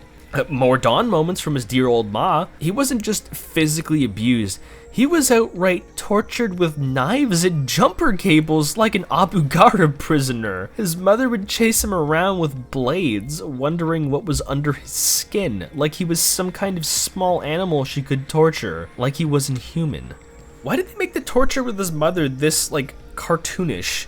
It's funny. Why aren't you laughing? This is funny. Curtis's dad became completely withdrawn, not doing anything to help his son during these spouts of parental abuse. This all comes to a boil when Curtis reveals what was inside the toolbox, a letter from his father, addressed to him. He explained that Project Threshold is something that Warner cannot be allowed to proceed with, but the letter is raving and furious, which makes him think they may have inherited some kind of psychosis from his father, which causes a breakthrough. Curtis remembers that his father wasn't killed by a drunk driver, he was hit by a car, then shot to death. He was assassinated. Curtis leaves a little lighter than he came, but the good doctor might have some ulterior motives. In today's session with Curtis Craig, I determined that the patient was delusional, possibly paranoid, with the potential for violence. The plot of a murder mystery surrounding a partially amnesiac protagonist is hardly original, but Curtis gradually recovering traumatic memories that slowly help build a profile of the goings-on feels entirely natural and satisfying. Somehow I take the cheese of Phantasmagoria 2's more serious depictions of abuse than Phantasmagoria 1's, but that's mostly because Phantasmagoria 2 has a bit more of a consistent tone. It's always being pushed up to 11 in nearly every aspect. Though I would completely understand if someone's immersion was totally broken here. I like it, but I don't expect everyone to agree that this is somehow good. We learn bits and pieces that aren't spelled out for us right away. There are moments of genuine subtlety, clumsily interspersed with weird erotica at the drop of a hat. Therese somehow broke into our apartment and wants to go all the way with us, naturally involving Curtis being totally suspended in the air while a vision of his dad kisses him on the mouth with implied tongue, might I add. I think now's a good time to mention I had to put the game down and take a break between every chapter I played. My poor little heart can't take some of these whiplashes. Chapter 4 begins with Tom in the midst of trying to expose Warner and Threshold, and he gets murdered. What, you don't remember Tom? who was in like 2 scenes. I've withheld it, but Phantasmagoria 2 is kind of unfinished. They weren't given nearly as much time to develop this one as the first game, so a lot of corners had to be cut, and a lot of the missing footage was involving Tom, along with an entirely new character that just didn't make it in-game at all. That's why we got those weird mental ward segments. It was supposed to be much bigger, but most of it was removed. Well, then why not remove it at all? Just scrub the whole section. It was a total waste of time. That's where most of the $4.5 million went towards. It was filming. There's 4 hours worth of video footage, somewhere around there, and we don't get to see a lot of it in the final product. But so much of it didn't have time to be included. Many more elements that feel rushed or undercooked are bound to pop up, and I'll explain when. Detective Powell suspects Curtis for all the workplace murders going on, and rather than try and refute her, he gets a vision of some alien arm coming out from the ceiling and reaching for her head. She's screaming at him to give the answer, but he's just softly sobbing to himself. What kind of direction were these two given? Blob is eating a human heart, by the way. Another day, another mail call. Another invitation to Borderline? Broke. A hallucination of Curtis's mom writing him a letter saying how she should have killed him when she had the chance? Bespoke. Not much to do at work, again, but we meet Trevor at the restaurant. I think you need to get out of town for a while. I mean, you're obviously freaked by everything that's happened, and Curtis, I know that cop has you down as a suspect. He recommends Curtis skips town, a very not suspicious thing to do when being suspected of a murder. I appreciate the thought, Trev, but I can't go anywhere right now. Look, I have to find out the truth about Wintech and this Threshold project. Curtis, look, everybody's heard rumors about this Threshold. I mean, it's a company urban legend, but, okay, maybe it was bad, really bad, but it has nothing to do with what's happening now. I think it does, Trev. I think it has everything to do with it. Curtis is determined to look into Threshold. He even manages to convince Trevor to look into the project by snooping around on the database as much as he can. You know what's really scary? Trevor watched Reservoir Dogs on a first date. So, how was your date with what's-his-name last night? His name is Mike, you Philistine, and it was awesome. Indian food, candlelight, Reservoir Dogs on Laserdisc. You watched Reservoir Dogs on your first date? Another meeting with the shrink happens, but it goes pretty poorly. If I were having delusions or hallucinations, what would you suggest I do? I would want to check you into a hospital for observation, Curtis. I will not go back there. I'll blow my goddamn head off first. Curtis lets it slip that he's been suffering from visual and auditory hallucinations. She recommends visiting a mental hospital, which throws him over the edge, ending their meetings. Jocelyn comes over and tries to come on to us, but seeing Teresa's raked nails in his skin makes her fly into a jealous rage, and she leaves. Curtis's support system is rapidly beginning to crumble around him. Now he's left with the psychotic sadist and his best friend Trevor. Hope you paid attention to that microscopic hairpin Jocelyn left behind, by the way. It's your only way into Warner's office through the alternate door. We log into our account through his computer and get an email from Trevor telling us we need to raise our security level with the password he's provided. We log onto Warner's account and do so manually, making sure to grab the other books and files in his drawers before using our newfound level 3 clearance to finally walk past the glass doors and get into the basement. As he walks further and further down the hall, he recalls scenes from his childhood, Warner and his father. Somehow, Curtis had gotten into the lab, and we can see his father cradling him for an unknown reason. We can finally understand why Curtis cares so much about Threshold. It involves his father so strongly, which also implicates his missing memories. He just wants something to hold on to from his past and his life, so he's putting everything into investigating this sketchy project. The final door we need to get past has a password, and it's as simple as plugging numbers from the stuff we got in Warner's office in. I was halfway through entering the number, and the mad doctor who institutionalized Curtis a year ago shows up and captures him. This is a game over. You get a chance to try again, and I was able to enter the code no problem. I don't know if I simply took too long on an invisible timer, or if the game registered the password as incorrect or not, but unless you fail the sequence or try to scan your ID badge in this device, he doesn't show up again. Is it implying that the psych ward Curtis was in was actually Wintech? Or is this all in his mind? This is confusing not for a cerebral what's truth and what's fiction kind of way, and more of a did you forget to include specific footage kind of way.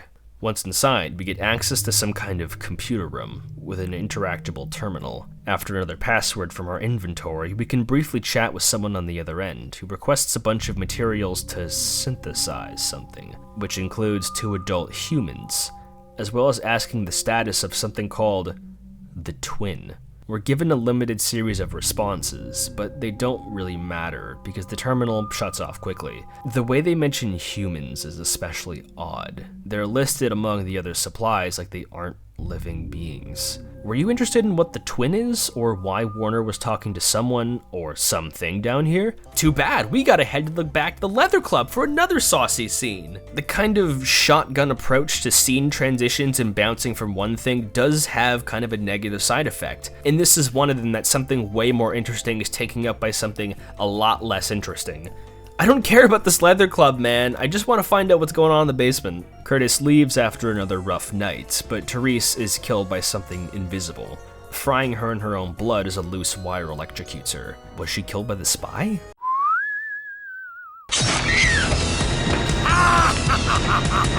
Curtis is rapidly approaching a total mental shutdown. He's distraught over Therese's death, and infuriated that not only is being suspected of all these murders, he might be the one doing them somehow. He makes a final call with the shrink, but it turns out her room has been bugged for sound by Curtis's old doctor, which comes as a shock for her. She had genuine intentions to help Curtis the entire time, which makes the next scene that much more tragic. Well, it was supposed to, I think. When Curtis enters, the office is torn apart, and the shrink is melted into the floor. Talk about overkill.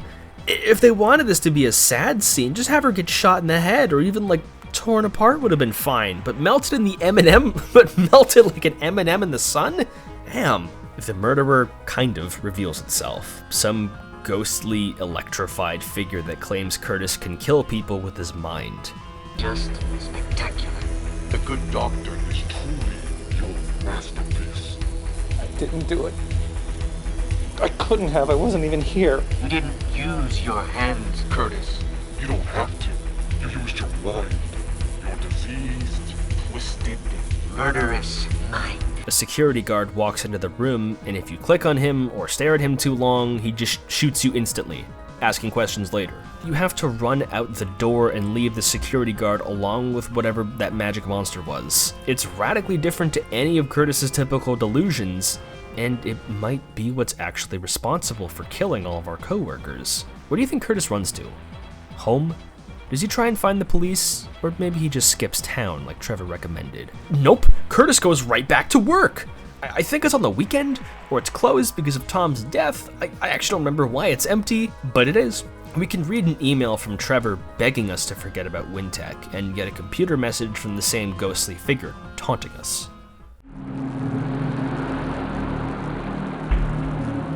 What do you want from me? I only want you to be happy, Curtis. You've nearly lost your mind, haven't you? You'd be so much more at ease if you just give up the battle. You'll be well taken care of in the asylum. Get away from me! Who are you? Don't you recognize me, Curtis? I'm just a part of your own twisted mind. If you'll just give in to me, let me take over, you'll be so much happier. It won't hurt. What? No! Actually, I lied. The workplace isn't empty at all. Trevor is right here. He's given himself top-level clearance and looked into the threshold, corroborating everything Curtis said, and more. Wintech is more than willing to kill people to cover this up. Trevor plans to take the story to the police, but before that...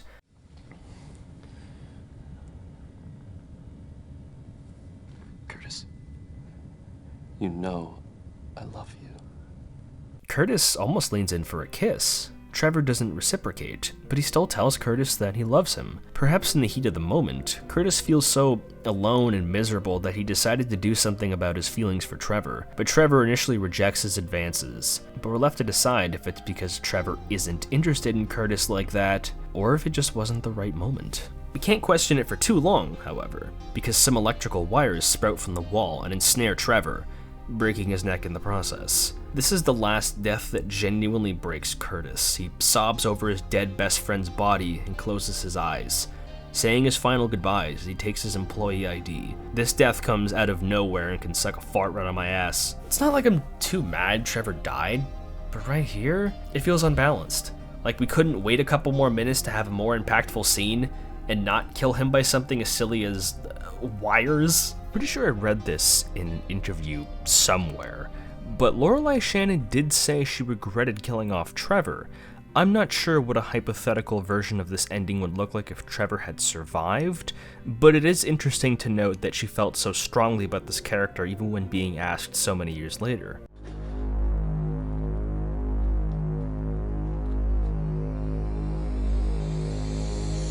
Oh, don't cry, Curtis. You'll see him again, with his collar starched, and wax in his nose and his jaws wired shut.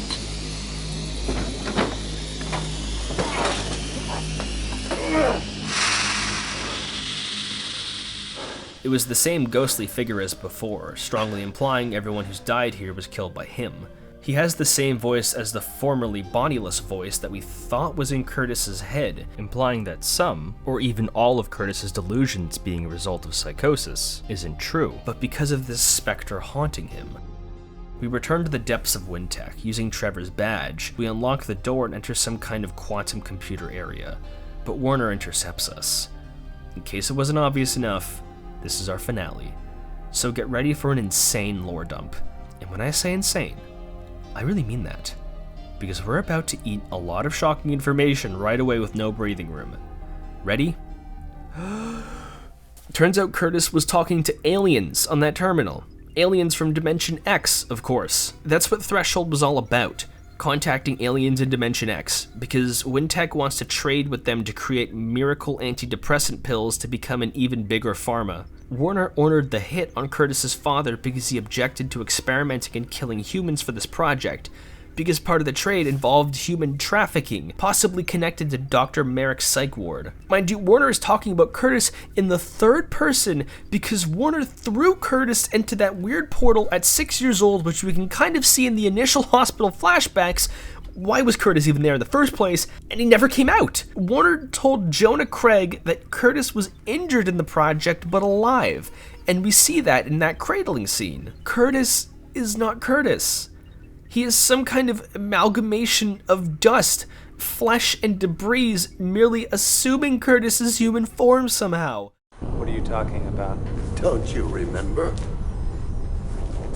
I threw poor little Curtis in there, but he never came out. You did. You're a replica. You're some kind of imitation human. Those things on the other side put together out of slime and dead rats, and a little bit of Curtis's brain tissue. Oh, I told your father it was you, that there'd been a terrible accident, and he believed me because he wanted to. Warner put him in the mental hospital because Curtis began to realize the true nature of his existence last year. So all that terrible torture he was put through caused him to repress all those memories, along with most of his childhood. Think back to Curtis's childhood, how his mother would call him inhuman, a monster, and regularly physically brutalize him. It's highly implied that she knew her son was not her son, but his father might have suspected it too, which is why he did little to stop the abuse. What? Huh?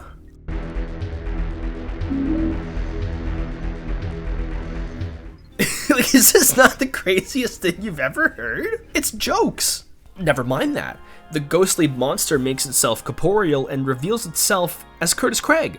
To introduce myself, Curtis Craig, at your service. This monster is called the Hecatomb, a term referring to the ancient Greek ritual of sacrificing 100 cows to a deity or a god. It's a psychic projection of the remains of the Curtis that was thrown into the portal at age 6. The real Curtis has not slept, eaten, has no signs of humanity. He has only survived in suspended animation for over 20 years. But at some point, the alien environment began to imprint on him, which allowed him to develop psychic powers, the manifestations of which have existed solely to torment our Curtis, to convince him he's going crazy. Every murder, every delusion, and paranoid happening in Phantasmagoria 2 was a result of Curtis Craig, the real Curtis Craig, unending contempt and hatred for a protoplasma clone, as the game calls it, that stole his life, that we've been playing as the entire time. The Hecatomb looks amazing. The practical effects in the first Phantasmagoria were already really fun, but a puzzle of flesh takes it up a notch considerably. It's a slimy monster covered in wires, floating in the air. It looks bone-chilling, but just cheesy enough to nail the B-movie vibe. However, this reveal does feel kind of, out there. And not just because he's an alien. The game feels divided with itself, not entirely unlike how Curtis is divided against himself, but this is not entirely to its benefit. This touching, compelling story of a broken man learning to live with a mixed-up life is mixed in with an alien plot straight out of X-Files. It's a stark clash, stark enough to make a lot of people put up their hands and alt-tab out of this game forever. There was absolutely some foreshadowing, but while this reveal is a fun creature feature, it does kind of feel like a really weird conclusion. That's what all the therapy scenes led up to. Curtis is an alien. Kind of. It just kind of feels like there was a lot of other angles they could have pursued, like leading into the big pharma angle, but even after all of that consideration, I still like this revelation. It's fun. I thought I'd already checked out by chapter 3 and thought nothing could surprise me, but clearly, I was wrong. Curtis' alien biology kind of doesn't make sense to me. I can buy that the protoplasma or like whatever leftover materials could resemble Curtis because of its alien properties, crossing over this DNA, but it was able to grow into an adult human man without anyone suspecting him, with every body part and aspect of being a human. Maybe I'm looking too deeply, but it feels kind of inconclusive. How did his mother know? Or at least implicitly guess something was wrong with her son? I think it's implied that Threshold tried to gaslight her into taking her own life at the end. But like, how did she know? I can't remember any like weird kid Curtis moments that would give off the fact that something's wrong, at least not to the point of her doing that. They gaslit her until she died. All those murders of company employees read more like assassinations to keep Threshold a secret. But it was really just the Hecatomb doing that? But why? I don't think Warner was talking to the Hecatomb on the computer, just other aliens. I think? Why not just kill Trevor right away if the goal is just to torment him? What about his girlfriend? How did he develop psychic powers?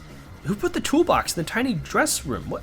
His dad, I guess, but like, why would he think Curtis would care about Threshold or even remember at that time? Why did he put the dress in there? Warner explains that Curtis was being monitored his whole life, but why didn't they lean more into the conspiracy angle past paper files and emails?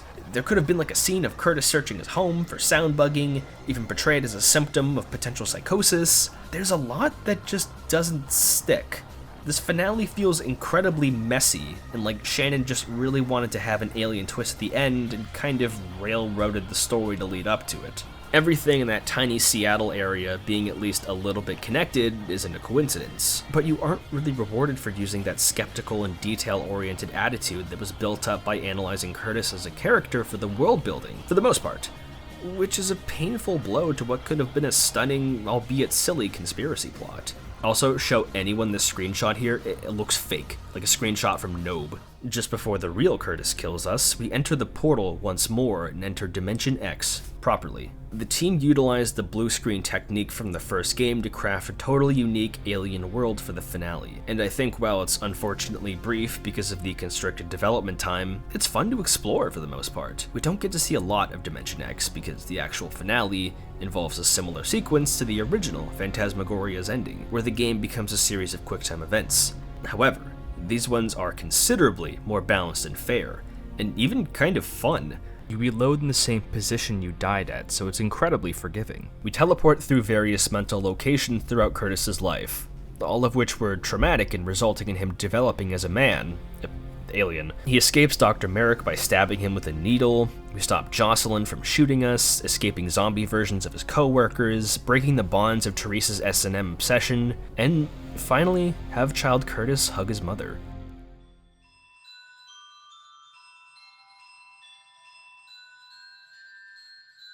In his mind, Curtis learns to stop feeling powerless against the abuse of Dr. Merrick and stand up for himself. He deals with the guilt of cheating on Jocelyn, the pain of his coworkers dying around him,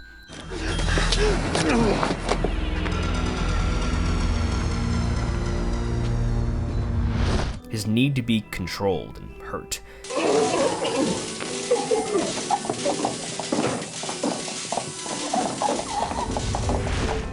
And finally, hugging his mother to forgive her in his mind, despite everything.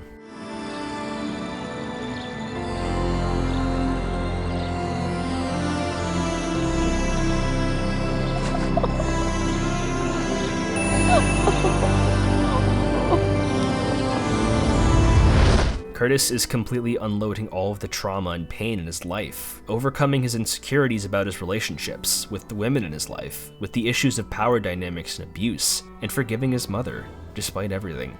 Each scene is lightning fast, almost too fast to really appreciate, but it's a genuinely beautiful and sincere representation of Curtis overcoming everything, despite the conditions of his life. There's that classic whiplash of something so ridiculous and crazy and kind of stupid happening, but something genuinely tender and touching right after it. With this, he can withstand the real Curtis's onslaught, and put him down for good.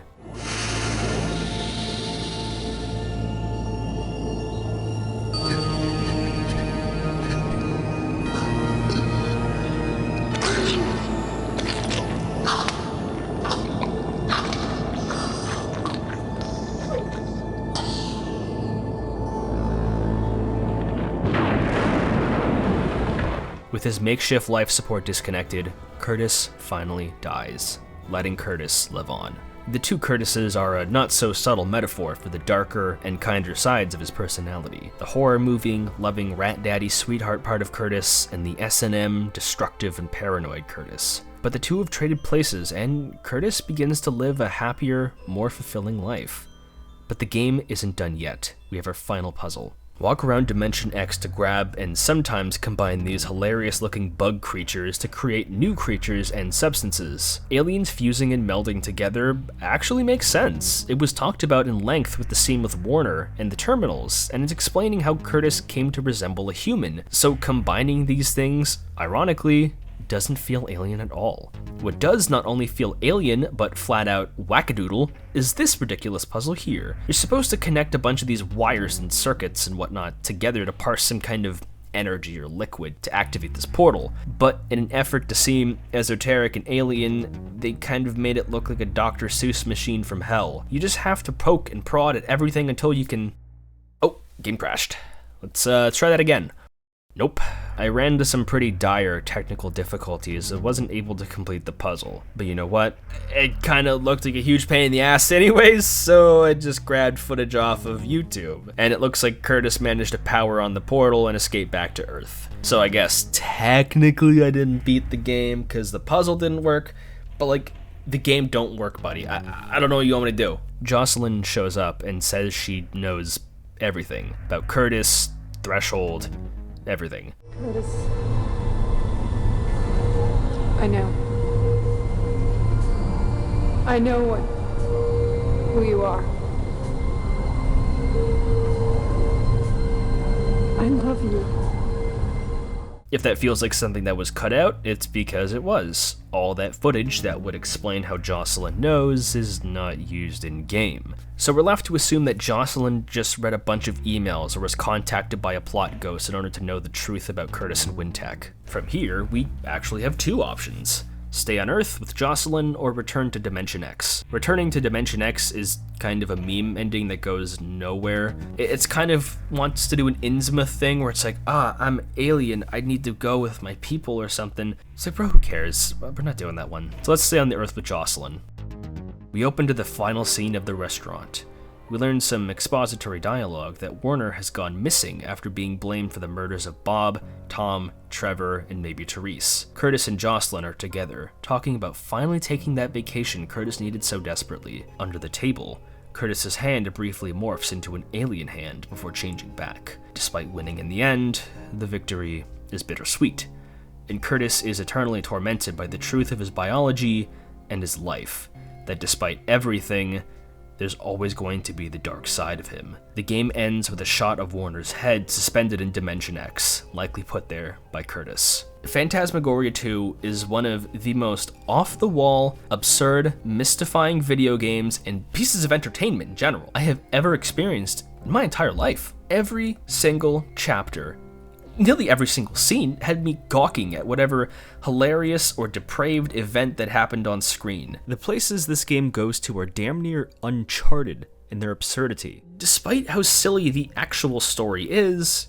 Curtis is an incredibly compelling and entertaining main character that I felt privileged to play as. Exceptionally fleshed out and interesting. The setting was far more interesting than Phantasmagoria 1. The characters were more fun. The narrative was just thrilling to unravel despite everything, even if it kind of comes out like a bedsheet that's rescinded a few too many inches to cover the entire mattress. However, the actual gameplay, the point-and-click mechanics, are a colossal step down from the previous installment. There are some truly magnificent leaps in logic, frustrating puzzles everywhere. The presentation and moving between locations can often feel incredibly sloppy and outright painful to use. There's a weird trend of point-and-click, dark, horror adventure games with sequels that aim to take the story in a direction so absurd, with characters so monumentally insane, and then learn almost nothing from the previous game and play much worse, but are somehow more beloved. Kinda reminds me of Darkseid 2? Thematically, at least, that game's a whole different beast. There's something also to be said about how Phantasmagoria 2 is much more of an interactive film than a game. Phantasmagoria 1 was very much point and click, interspersed with FMV scenes, while 2 is FMV scenes you have to kind of stitch together with gameplay. I recall praising how well Phantasmagoria 1 mixed FMV and actual gameplay, but the narrative of 2 was so damn entertaining I kind of didn't even care. Roberta Williams specifically sought out to make a game that was interspersed with movie bits, while Lorelei Shannon decided to make a movie interspersed with game bits. But there are still enough puzzles and general meandering around different scenarios and locations, it doesn't entirely feel like just one big QuickTime event. It was definitely more balanced on the film side, but I didn't mind at all. Now that I think about it, Phantasmagoria 2 might be the first and potentially only Denpa visual novel made in America. I enjoyed Phantasmagoria 2 much more than the original. Whatever frustrating moments the second game had paled in comparison to the real low points of the original, and I felt a lot more satisfied with the sequel's crazy story and characters versus the isolation of the first game, even if I was much more bombastic in my review of the second one, which you have to be. Some of the events in this game are ridiculous, even the dumbest moments like the hammer and the chisel and the dumb puzzles and some of the ridiculous flashbacks. It was still fun at its worst, more than the real dips and slogs of the first game. But how did the general audience of 1996 feel? Well, you remember how Phantasmagoria 1 was an outrageous success? Phantasmagoria 2 was not. The exact sales numbers aren't publicly known, I think, which is a pretty universal sign that it was either didn't do so well or they would just rather not say. It suffered in the reviews as well, reviewing much lower than the original game, with critics citing the absurd puzzles and low amount of interactivity present because of the FMV sequences. I could not fathom how people managed to solve all of these puzzles without help in 1996. Sierra has a pretty rich history of very in-depth walkthroughs and guides, but this is one of the games that has cemented the fact that basically nobody will ever give you grief for playing these games with a walkthrough on hand. The genre is already infamous for its moon logic, and Phantasmagoria 2 might as well be its bishop. These walkthroughs allowed me to see so many Easter eggs that 99% of people would miss. There are some really out there ones too. Go watch a highlight reel of the Easter eggs, it's a guaranteed good time. I'm surprised people didn't praise the acting more. It's quite a lot better than other FMV games. These people really sell their roles and help make the game as fantastic as it is. Had the acting been too cheesy or too wooden, the story simply wouldn't be there. Phantasmagoria 2 came out at a very inopportune time for both the FMV genre and Sierra as a company. Remember, 1996 there was still the PlayStation 1, and these new 3D games were beginning to come out and impress the industry, while FMV games began to lose their reputation due to a much higher budget and less return on sales. People were playing Crash Bandicoot, Twisted Metal, the list goes on. It's not that PC games were somehow unprofitable, far from it, but the taste of gamers was beginning to morph, and at that current moment, Sierra couldn't entirely justify spending a lot of money on another FMV game, both because it was busy with the development of King's Quest VIII, but also because Sierra was unintentionally charting out its own destruction. King's Quest VIII took much longer to develop than prophesized because it was the company's first 3D game, something the team was inexperienced in. Sierra Online was sold to CUC International in the same year Phantasmagoria 2 was released. If the company's initial spelling out cuck was not enough of a dead giveaway, these people were sketchy.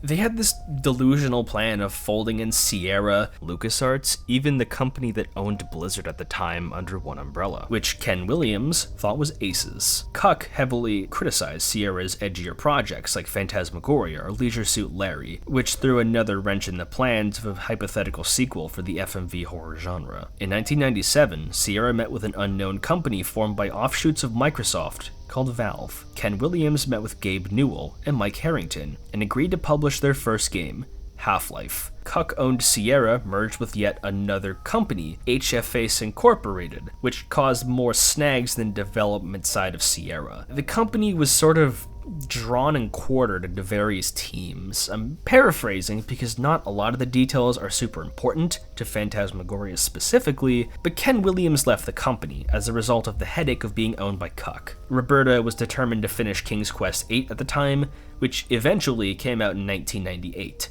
After that, she shortly exited the company. This would not be the end of the nightmare. Everyone involved with these projects just moved on. The Williams were, and largely still are, retired from game development, though Roberta sometimes pokes her head back into the game. She collaborated on a remake of Colossal Cave. Lorelei Shannon seems to have taken fully to her writing side, publishing countless short stories, full novels, and various other collaborative works. Cuck became Vivendi Games through more acquisition nonsense. Then in 2008, Vivendi was bought by Activision, which then became Activision Blizzard, which then became owned by Microsoft in 2023. Tracing back the rights to Phantasmagoria as a series is a complicated headache, but I believe Activision Blizzard has the immediate publishing rights, which is a pretty strong death sentence for a lot of these older games. This spells nothing but disaster for the brand. But maybe, just maybe, the series could come back.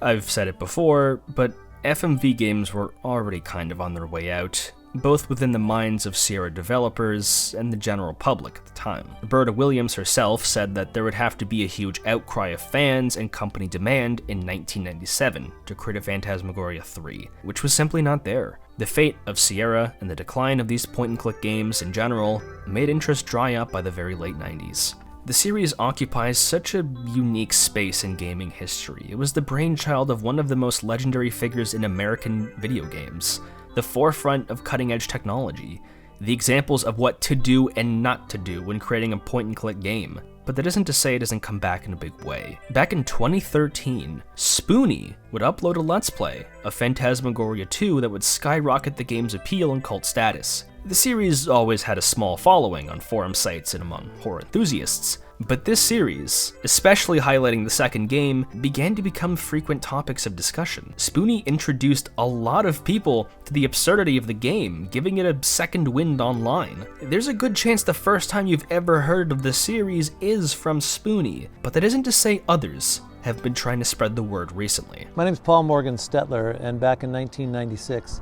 I played Curtis Craig in Sierra Online's Phantasmagoria 2, A Puzzle of Flesh. A game that a lot of people still really love, and a lot of people still make a lot of fun of. Well, this year marks the 25th anniversary of the making of that game. And you know what?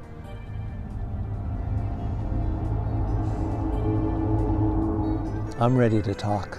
Paul Stetler, who played Curtis, has entered the online scene with his recounts of the production and the game. He's done countless interviews with other developers, actors, even Roberta Williams herself. He's Let's Played the game, spoken to other developers of 90s point-and-clicks.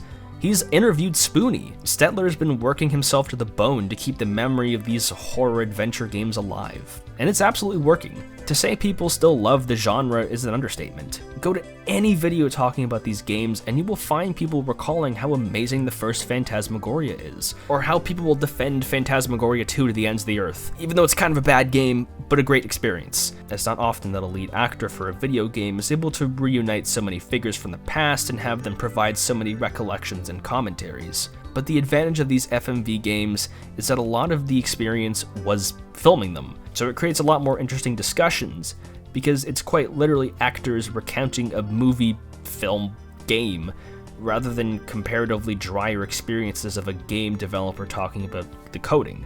Not to say that programmer interviews aren't interesting, far from it, but you can tell there's a different energy to the interviews Paul and co have.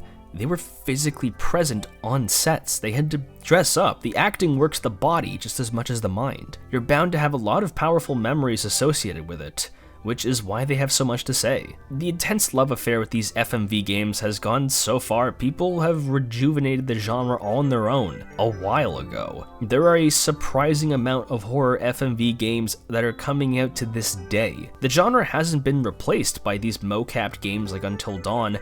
FMV is alive and well. These games range in quality, from impressive, like Undead Realm Ego, all the way to The Quiet Man. But the fact we have a spectrum of FMV games to compare and contrast is a sign the genre didn't quite leave, just took a hiatus. Phantasmagoria is undoubtedly a product of its time, but it helped lay the groundwork for an entire genre.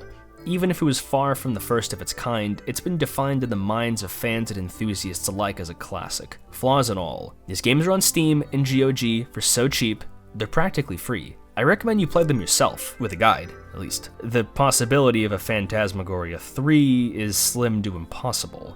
But this series is alive in the hearts and minds of fans and its own creators. Roberta Williams still cites the original Phantasmagoria as her personal favorite project to work on at her time in Sierra.